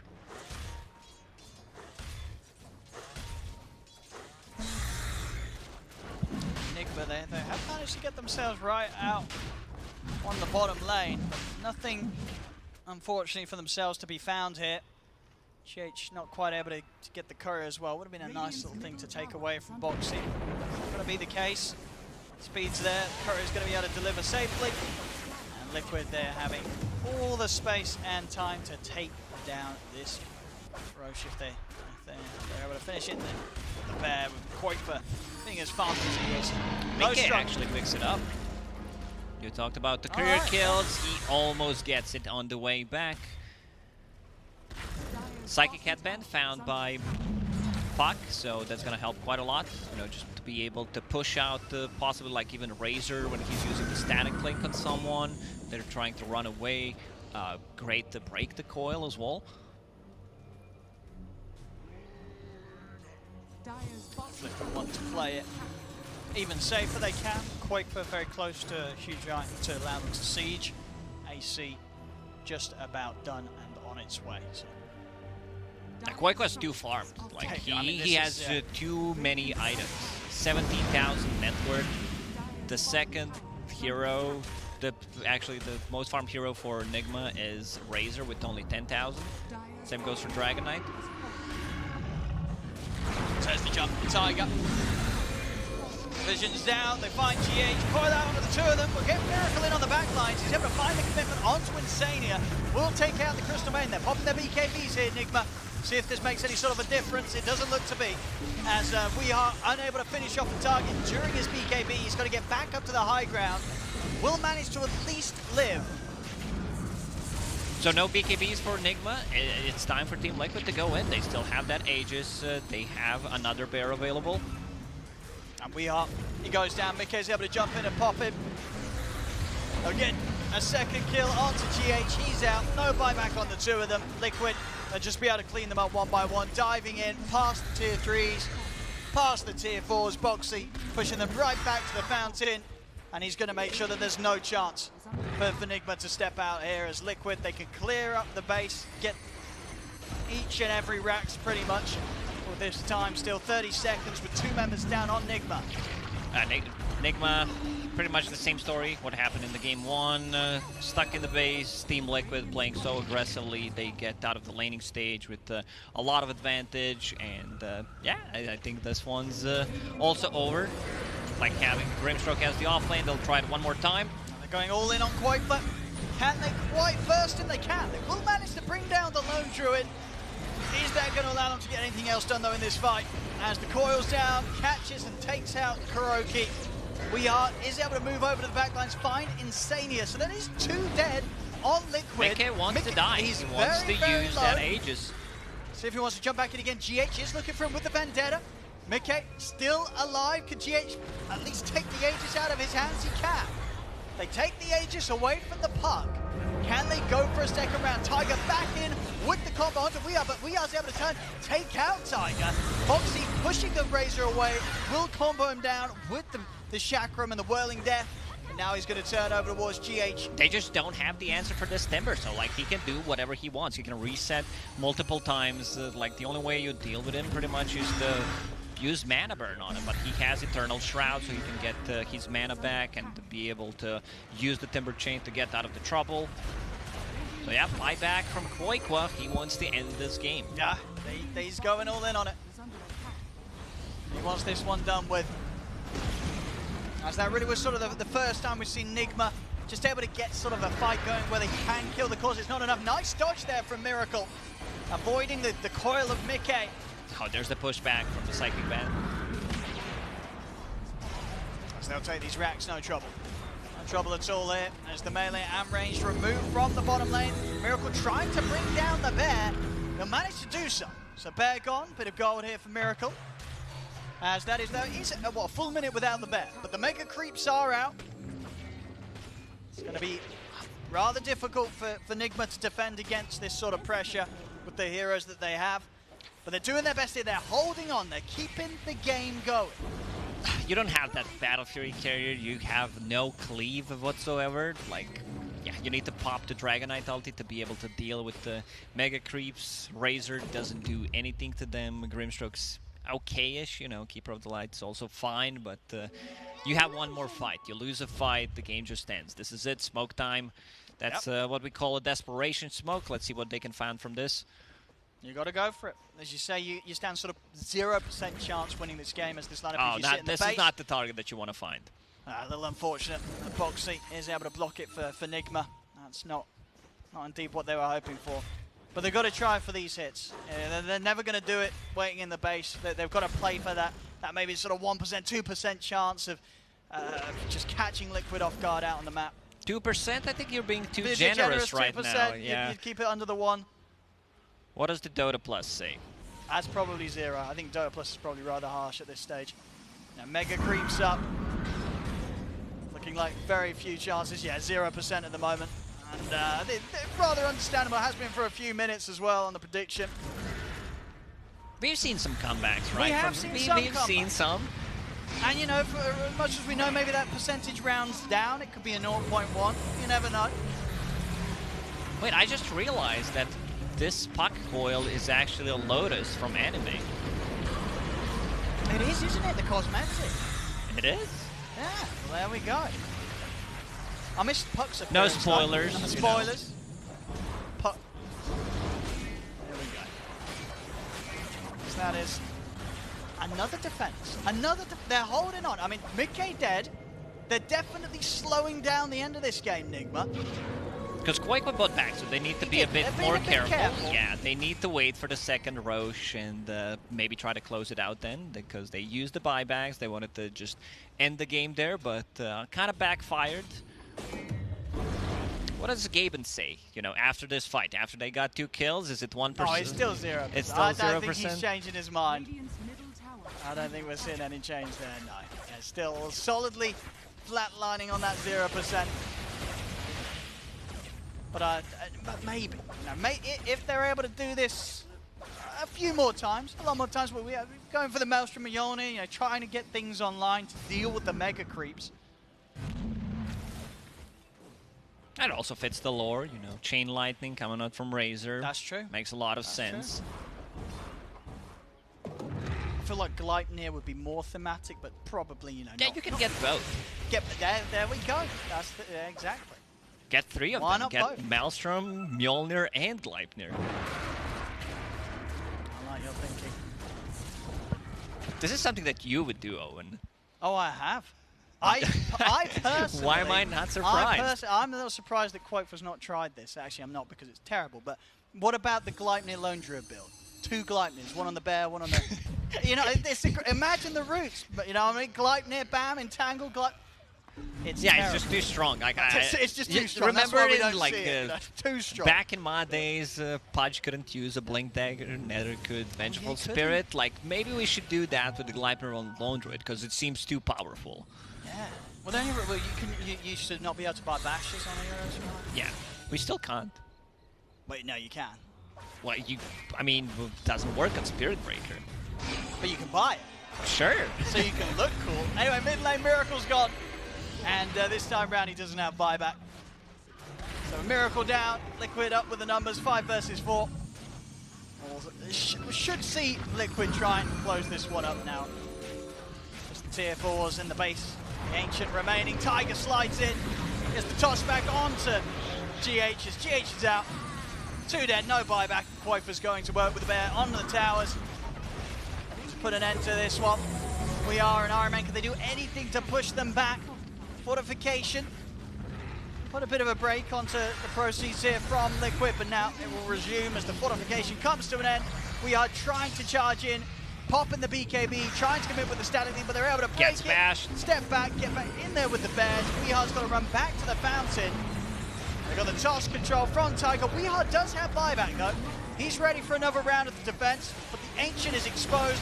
Liquid, they'll look to close it. And Nigma, they won't be able to stop it this time round. As GG is called, Liquid will take this second game. And with that, a clean victory this series, 2-0 against Nigma. As both games, Team Liquid, I mean, looking very prepared for the major and just sort of at full power here, playing at their top potential. Insanely good performance from Team Liquid, clean execution, like